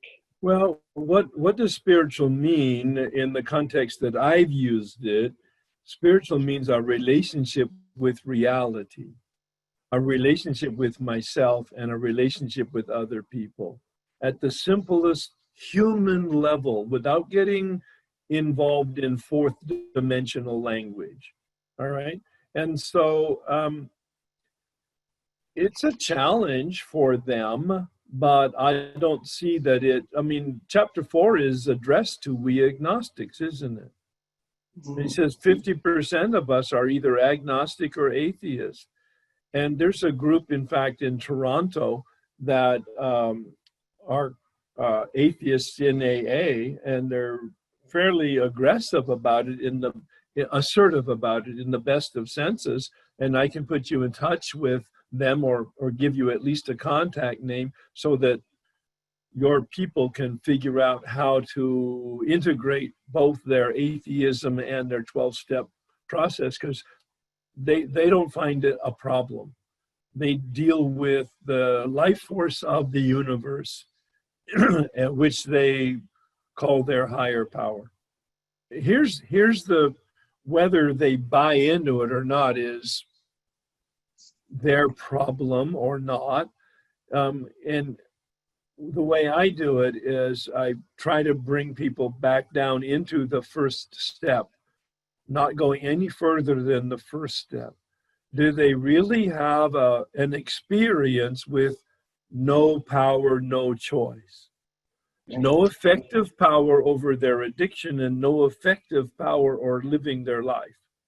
And when they have that experience, then I just say, so what's your choice now? If you do not have effective power in addiction, and you do not have effective power in living your life, where are you going to go with that? Oh, maybe I need some type of an effective power in life. Well, whatever that is, do you think it's available? Some effective power. Now, the Buddhists would talk about my higher self. The psychologists would talk about my true self. My partner he's a clinical psychologist, PhD clinical psychologist, Dr. Alan Berger, in doing my co-facilitating my emotional sobriety workshops. He talks about the best in me talks to the worst in me. He's 49 years sober. The best in me talks to the worst in me. From my standpoint, it doesn't get any simpler or more effective than that. So we don't have to impose either the book's language or my own personal opinion and language on anybody else. They just have to find their own experience and then find their own decisions about that experience. That's why an experience in step one will inevitably lead them to an experience in step two, a power other than themselves. Now, maybe it's other than the experience they've had so far. That's why that set-aside attitude in prayer is so important, because maybe they find, oh, I have inside of me a power I didn't realize I have, and my job is to access that unknown power, that mystery in me. Does that make sense? Yes, thank you very much. Okay, so you had said, write this down. Your behavior isn't the harm. The harm is the impact of your behavior, right? Yes. So in regards to the resentment, and you had said to a woman that asked you a question earlier, you had said that just because you have the resentment doesn't mean you've caused harm. What about the harm that you do to yourself when you have resentment? Well, bingo, good. Excellent question. And you have to come to grips with that. The big book is very clear on page 66. Perhaps it was remorse, and then we were sore at ourselves. And lots of people look back on their life and see how they have harmed themselves, consciously or unconsciously, through their addiction and through their poor behavior, their unhealthy behavior, their unprincipled behavior, how they've actually diminished their life. My experience with that is when I do step 9, creating the repair of damage to other people, I am creating a healing and a repair to the damage to myself. And then I suggest to people, if there's more work to be done in terms of self-healing, self-repair, be creative and take the opportunity. If you didn't get your GED, get your GED. If you didn't finish this class, finish that class. If you, whatever it is, be creative about bringing healing. You cannot change the past, obviously. Right.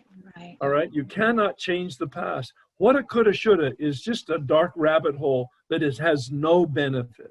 Woulda, coulda, shoulda. I did that for the first 30 days after my wife died. And my tiny whispering sound is very direct. After 30 days of woulda, coulda, shoulda, the voice said, Herb, even if it were true, she's dead. It's not productive for you to woulda, coulda, shoulda. Right.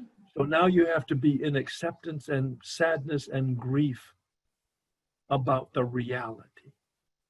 You hear the difference? Yes. Yes. It's about reality. I can't change a minute ago, but I can live in the present moment. I heard a wonderful phrase 2 weeks ago. I'd never heard it. I'm sure it's been said many times, and you may have already heard it. Be where your feet are. Oh my God. How simple could that be? Does it Be get much where your simpler than feet that? are. Okay. Exactly. It's kind of like, oh my God. Exactly. I mean, Eckhart Tolle talks about the power of now. He gets very sophisticated with all his great words and concepts. But look at that. Be where your feet are. Be where your feet are. Okay. Thank you so much. Oh, it's great. Thank you so much. Thank you. I've had some awareness with this over the past, month or so. What I feel is not necessarily what's going on. That my heart and maybe my intuition may be off. And, you've talked about how that feeling that, I need to connect with a God on an emotional, powerful level can be a trap. And I was hoping maybe you could expand on that a little bit, because I've had trouble with that over the past number of years. Well, and everybody has. Thank you so much for that, because feelings are what we're all about as addicts. It's the tension that comes from our feelings that creates a need for the addiction to diminish and control the tension, and then it becomes a boomerang that cuts us to ribbons, to use Bill's terms.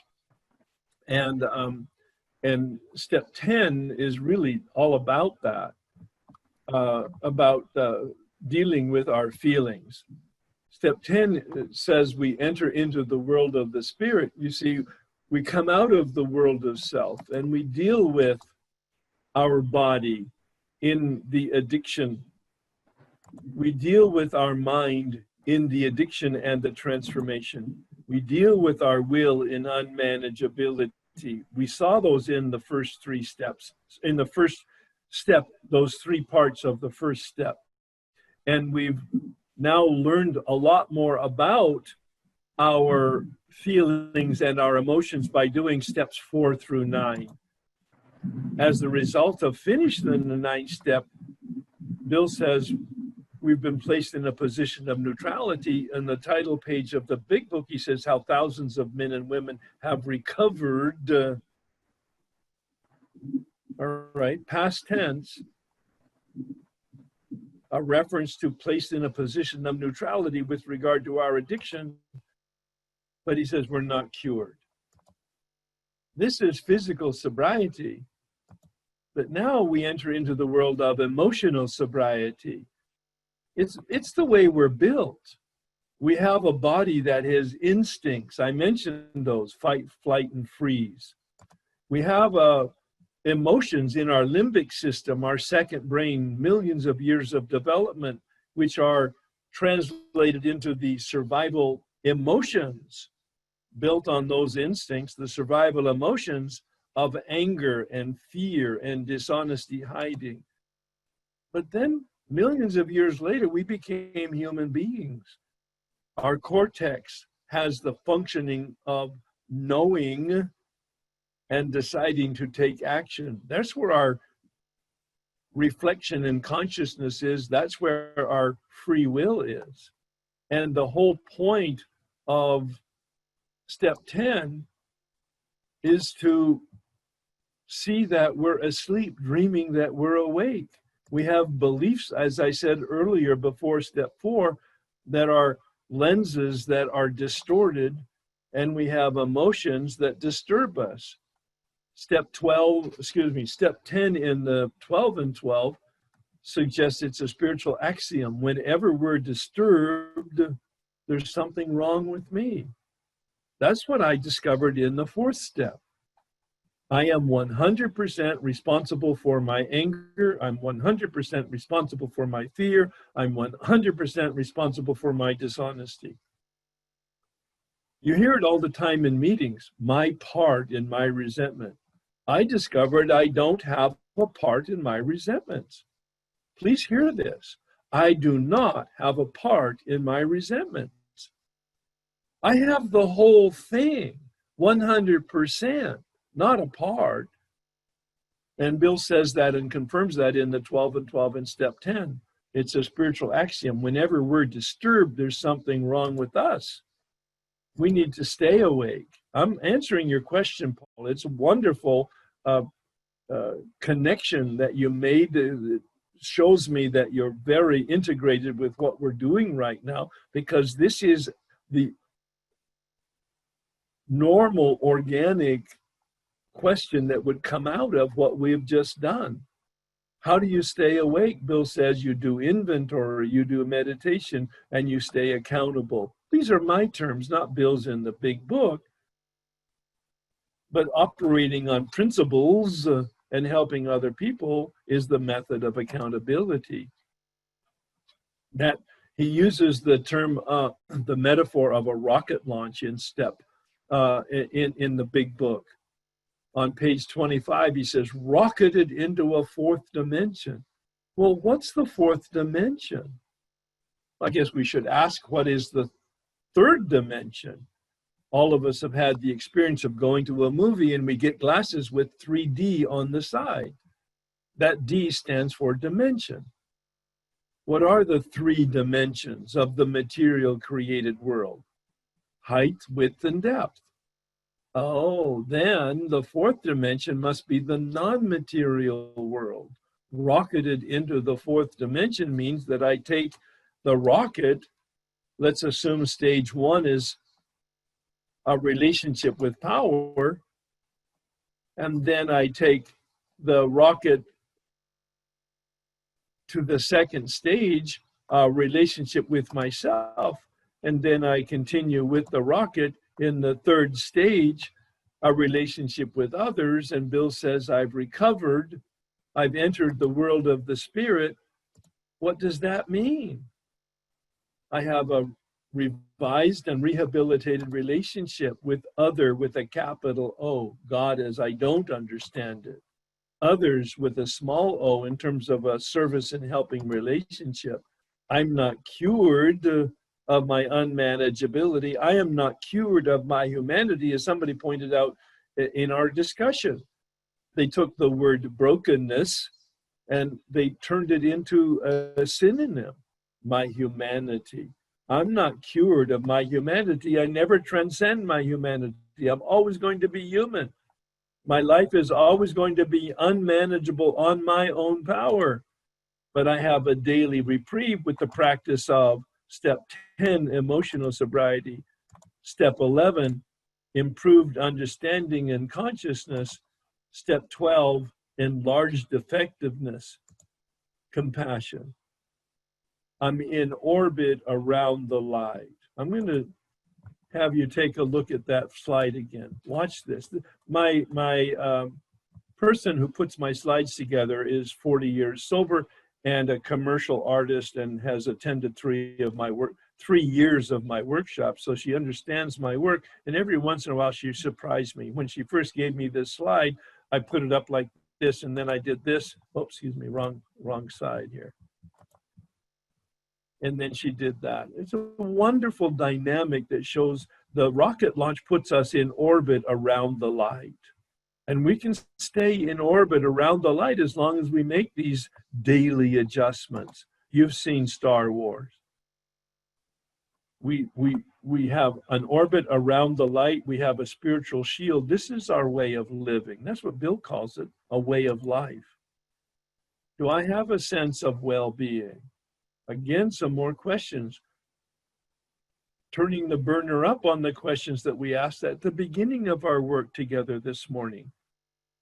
Do I have a sense of well-being? Here, I have abstinence, assuming that you do.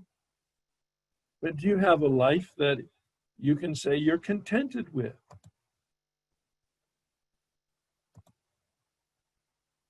Or is your life filled with the bedevilments, serial suffering, as I call it? Unmanageability. This is the spiritual malady. This is what we have a daily reprieve from. If, in fact, we are practicing our way of life, clearing the channel with spot check inventory, filling the channel with guidance in the morning especially, allowing that channel to distribute on a daily basis in helping other people based on the principles of humanity, the principles of the universe. Some people call them spiritual principles. Bill says, watch for those 4 things that we saw in step 4. Watch for them: resentment, fear, and dishonesty and selfishness. He said, when they crop up, not if they crop up. He says, we take action. There's 4 components to this action. Pray because I'm powerless. Discuss it because I'm human. Make amends because if I'm disturbed, I'm usually going to disturb you. And help somebody. I drop the term service to note my 12th step. Again, that tiny whispering sound in one of my meditations probably 25 years ago said, Herb, drop the word service, it's too sophisticated. Use the word in the big book, help, because it has earth and dirt in it. The word help notes that you will be frustrated. It connotes that you will have your time used, that you will get tired. When you're helping other people, you will get your hands dirty. The results, as I mentioned, the behavior, your feet will tell you everything. Are you experiencing forgiveness? Is that where you live as an attitude? Rather than fear, are you in trust? The big book suggests on page 68. Self-reliance is the source of fear, and God-reliance is the source of peace and trust. Obvious opposite of dishonesty is honesty. Bill says that's the requirement, rigorous honesty. I'd like to turn the burner up on it to radical honesty. Radical, coming from the Latin word radix, meaning at the root level, at my very core of my being, I'm going to be transparent. That's what my sponsor asked me to have as my goal, transparency. I said, what does that mean? He said, your insides and your outsides match. I still didn't know what he meant in those early years. I do today. I'm undefended. I can use that term. I'm undefended. I have no buttons. You cannot press my buttons, usually. They've been removed with the surgery of the 4th through the 9th step over several years and several journeys through the steps. The buttons have been removed and the puppet strings have been removed, and circumstances and events and people do not control how I react.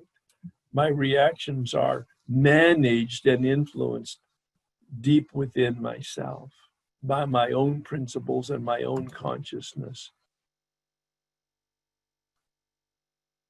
Loving kindness has become the lenses through which I look. Loving kindness. Loving is my attitude. Kindness is my behavior. That's my goal. Do I accomplish it on a daily basis? Mostly. Do I get off the rails every once in a while? Sometimes, especially if I get overtired or I've overextended myself or I've overcommitted. I'm a human being like everybody else. But this is emotional sobriety, living with a sense of balance, living in the middle road. I get the question all the time, what do I know is God's will and what is my will? If you're looking at the screen under watch for, that's my will. If you're looking at the screen under results, that's being in alignment with reality. You can call it God's will if you want. I don't need to call it God's will. I call it reality. I'm in alignment with, and I have accepted reality as it is, and I deal with reality as it is, and I release my script about how it should be. I want healing and repair. I want to trust the universe as benevolent. I want to be, and therefore I will act as, an honest human being. And I come from a conditional love. I would love to have and incorporate unconditional love, but as a human being, I'm conditional. But I sit in the presence of unconditional love every morning in my meditation.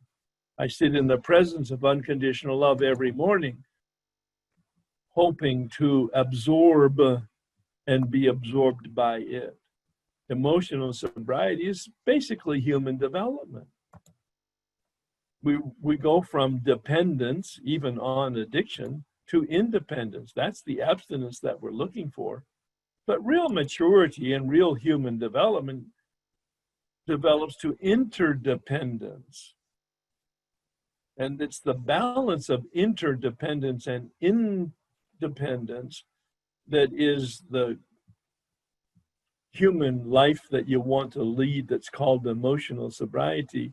I was reading Melody Beattie's book, Codependent No More, and she gave us the term undependent, meaning the balance between independence and interdependence.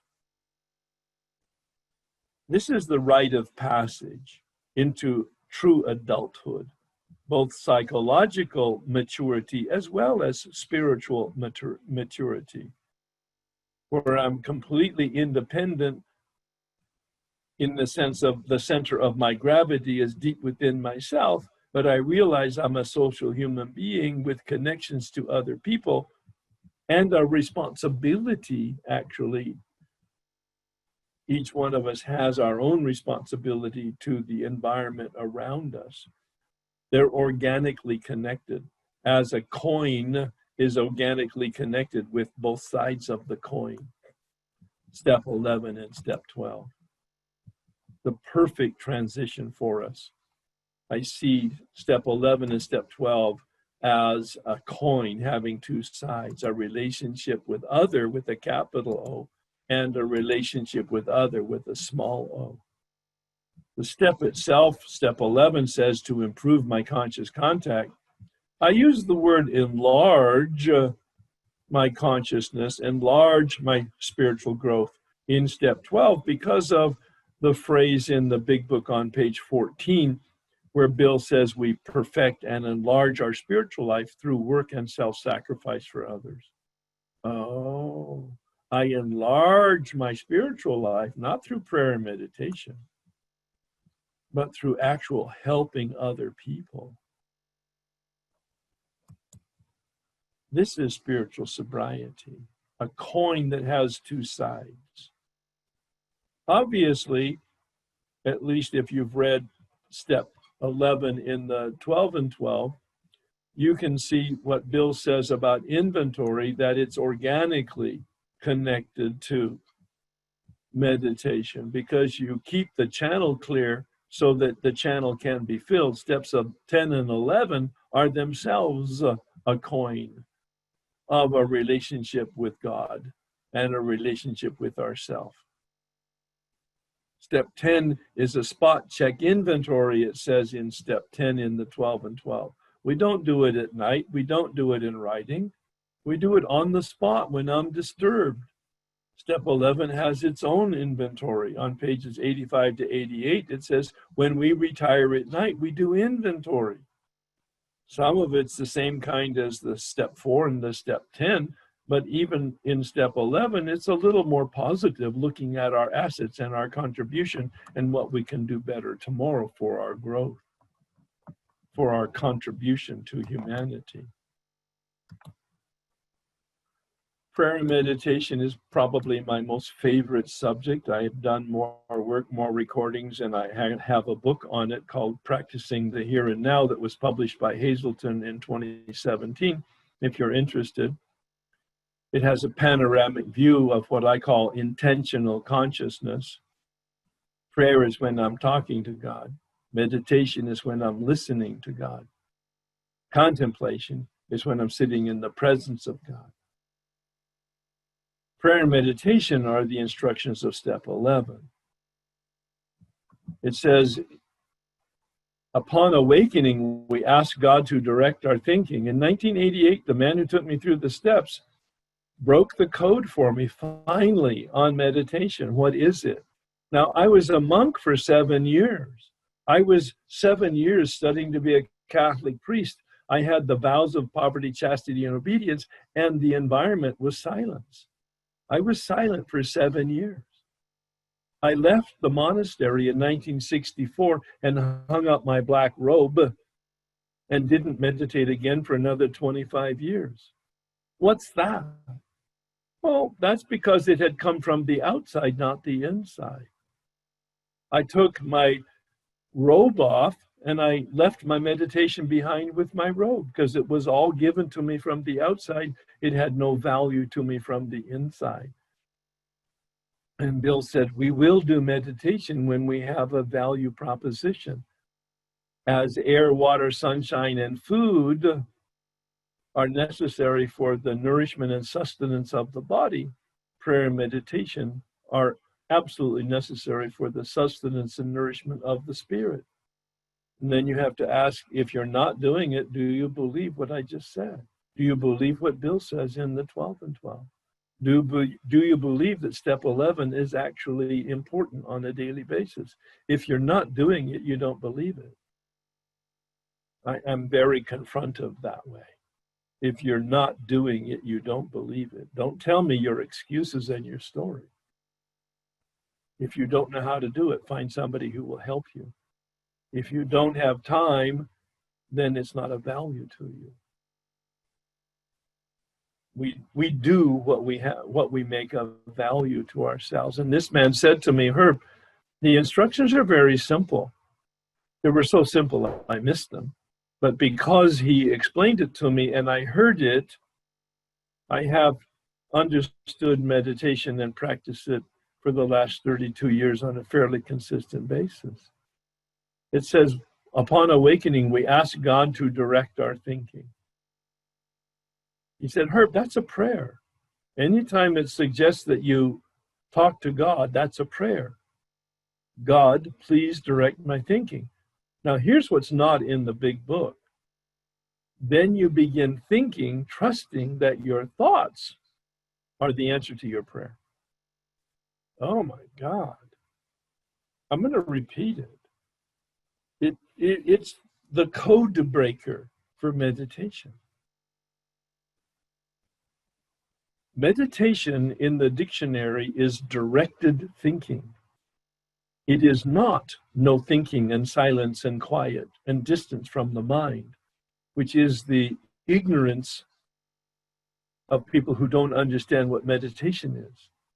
Unfortunately, the folks from the East Asia and Tibet and China and Japan, India, came over and their English is their second language. And for their practice, which is emptiness and no mind and quiet and silence and distance from the mind, they called that meditation. That's not meditation in the English language. That's contemplation. Contemplation comes from the Latin term templare, meaning temple space. A temple space is the house of the divine, the house of God, the house where the Spirit is. And you sit in the house of the Spirit, in the presence of the Spirit, and you be quiet and you don't think. You just be open and consent to the presence and the energy of that presence. That's contemplation. Meditation is very active. It's the use of the mind and the containment of the mind to direct me, to give me guidance. That's the practice that Bill learned in the Oxford group. And what he describes on pages 85 to 88 in the big book. Read it, highlight it, outline it. In the Way of Life document on pages 45 to 50, there's a script on the nightly review and the morning practice and the daily practice. A little bit in there on contemplation, which is not in the big book, but it does come from my experience. Ask God to direct my thinking, then begin thinking, trusting that the thinking is the message, is the answer to the prayer. The thinking, the awareness, the consciousness, the feelings. That's God's way of transmitting to us. That takes some time, it takes some discernment, it takes some practice, as Bill says in that material. Chapter 1 of my book describes all of these differences and the practice. And then the following chapters are using meditation and prayer and contemplation to approach each of the steps, looking at step 1 through the lens of power, etc. When we come to step 12, it's about change, as I mentioned. A change in the way we think and feel and behave, and it's done to us, not by us. I added this recently, but not without us. It's a collaboration, a cooperation, a co-creation, hand in glove, willingness and grace. My willingness and God's grace. My willingness to take action and God's grace to bring me over the goal line. Of course, Carrie, the message is in step 12, and Bill says on the top of page 89, nothing will so much ensure immunity. We have a spiritual disease. The inoculation not only is the first 9 steps, and also the spot check inventory of 10 and the guidance of step 11, as I mentioned from page 14. We perfect and enlarge our spiritual life through work and self-sacrifice for others. People wonder how they can minimize and begin to get free of their relapse. Begin helping somebody. It's the inoculation and the immunization. Practicing these principles. Bill gives us 4 chapters to the wives, to the family afterwards, to the employer, a vision for you, which is about practicing principles in our fellowship, in our community. It's our responsibility to determine and discern what the principles are in those chapters. When you read them, read looking for the principles. He never gives us a list, but he gives us indications. As I mentioned, a lot of moving parts to the program. Meetings certainly are important, but they're not part of the program of recovery. Unfortunately, meetings, I wrote an article on when did meetings become the program? There's a couple lines in the big book about meetings. We hold meetings once a week so that newcomers can bring their problems, and we meet in people's homes on a regular basis to have the fellowship that we desire.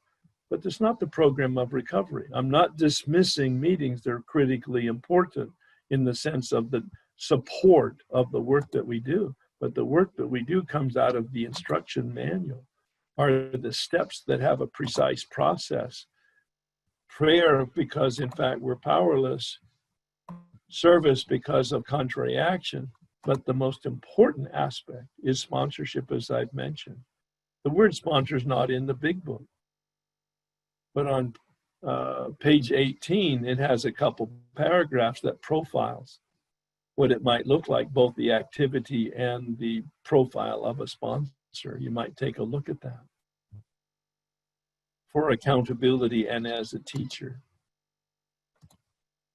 This whole process of awakening is the turning, as I mentioned right from the beginning of our discussion today, that turning from self-centeredness to other-centeredness, other with a capital O, other with a small o. This is, in fact, the turning that is the transformation that is the spiritual awakening. These are the dynamics of the 12 steps as I've seen them, probably more information than you ever wanted. It's in the Way of Life document. All of the even steps are knowing steps, All of the odd steps are deciding and action steps, built exactly for the way our cortex is built, to know and to do.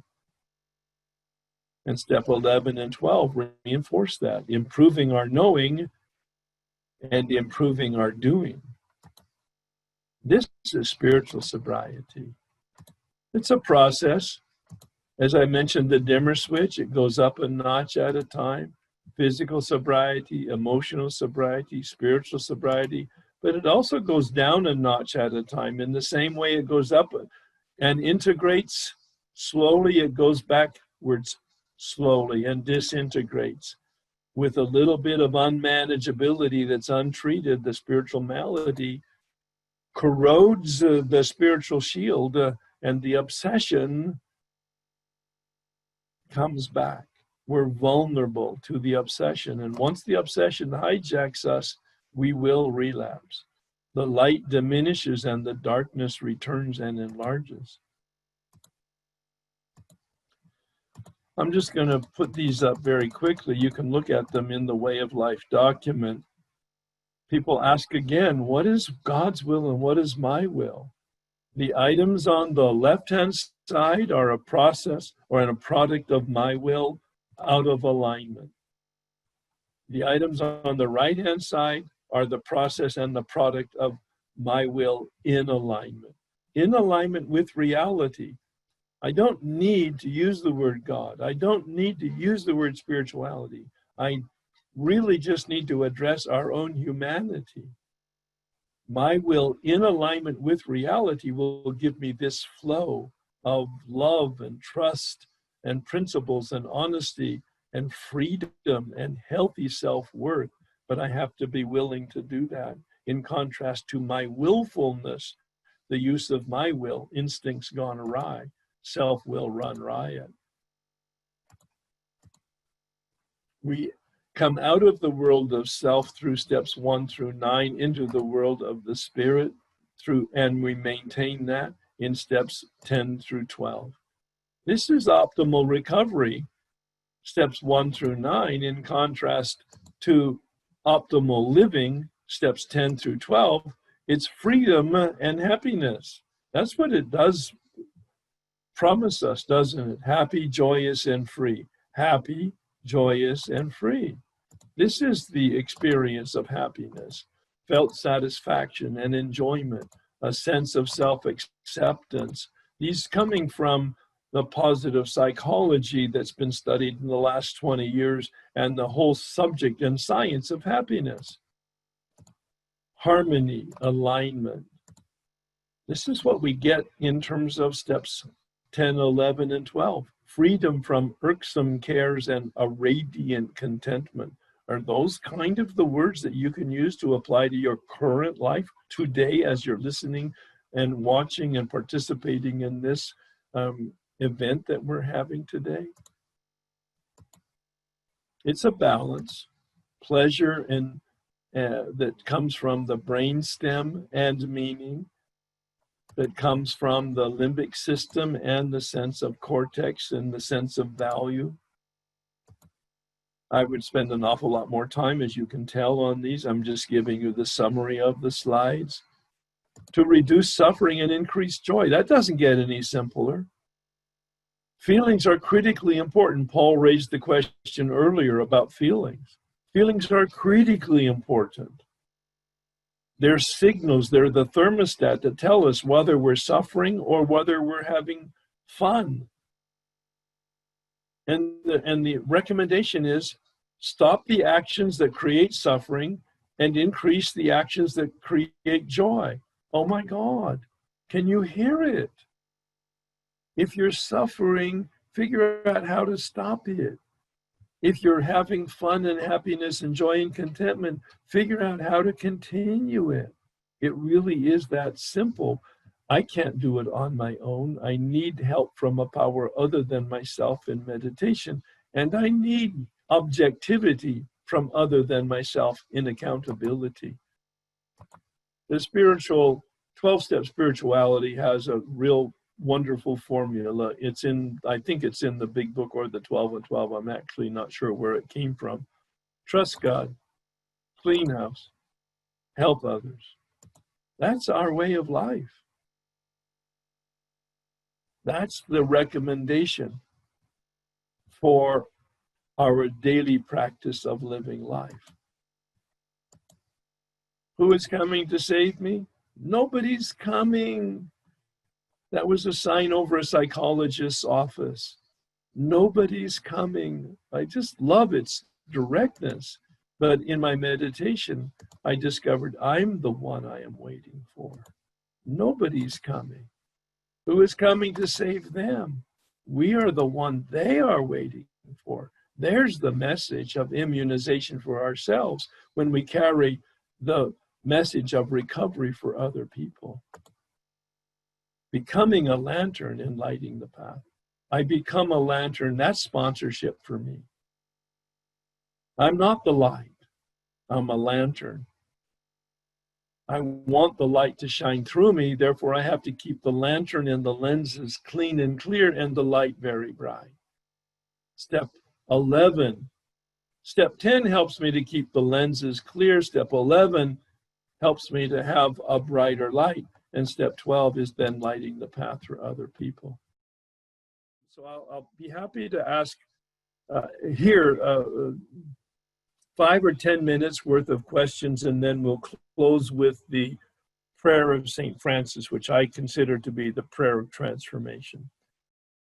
I get impatient with my process sometimes. You know, I need to, I don't know, give myself a break, you know, lighten up.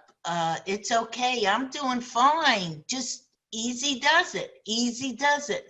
Well, rather than slogans, what you might want to do is spend a little time in meditation on what's underneath the impatience. What's underneath that? This is rhetorical now. I'm not asking you to answer it. I'm asking you to hear what I'm saying and experiment with it. Ask yourself the question underneath the impatience. What's that about? Ask yourself the question concerning this energy that you have that feels frustrating to you. What is that about? What is the source of it? And then what's the invitation? I just love that question. What's the invitation that you're receiving when you're having this vibration and this energy? When you were speaking about step 11 and step 12, you referred to capital other and lowercase other. I had never heard that before, and I don't know what that means. All right. So wonderful. I'm so glad that you asked the question. It's my way of saying God and people. God being other, capital O, other being the rest of humanity, small o. Okay. Got it. Thank you very much. How can I be of service to others if I can't even leave my condo? You asked the question, how can I help other people? How do you think you can help other people? First thing I can do is showing up at the meetings. Do you really want to help somebody? Well, you know, like when I go to my meetings later tonight and things like that, I'm going to share what I got out of this. Well, that might help somebody, but do you think maybe you could call somebody that you're connected to or not connected to and see how they're doing and see if they need help? Yes, sir. There you go. Yes, sir. So we do practically. What can you do? What will you do? I'm a real practical person. I don't get caught up in history or academics or theory. How can you move your feet today to help somebody? Oh, you're not going to leave your place. Okay, so you have a phone, you have a email, you have a Zoom. Maybe those are instruments of helping people. Okay. I'm going to bring up the shared screen again so that we can pray the prayer of St. Francis together. You're on mute, most of you, and if you hear anything, put yourself on mute and pray out loud, please, this prayer of transformation. Listen to the process. Listen to the turning. Listen to the promises. It's all here in this prayer. I call it the transformation prayer. It's the prayer allegedly written by St. Francis. Please join me. Lord, make me a channel of your peace, that where there is hatred, I may bring love, that where there is wrong, I may bring the spirit of forgiveness, that where there is discord, I may bring harmony, that where there is error, I may bring truth, that where there is doubt, I may bring faith, that where there is despair, I may bring hope, that where there are shadows, I may bring light, that where there is sadness, I may bring joy. Lord, grant that I may seek rather to comfort than to be comforted, to understand than to be understood, to love than to be loved. For it is by self-forgetting that one finds. It is by forgiving that one is forgiven. It is by dying that one awakens to eternal life. Amen. Eckhart Tolle, I quoted earlier, said, the secret to life, in the power of now, the secret to life is to die before you die and realize there is no death. A meditation in itself. It's just ancient wisdom, and that's what the big book is all about here, is the deflation of the ego, that dismantling of the false self, that ego-centeredness, so that the true self can emerge and live freely and happily. Thanks, everybody.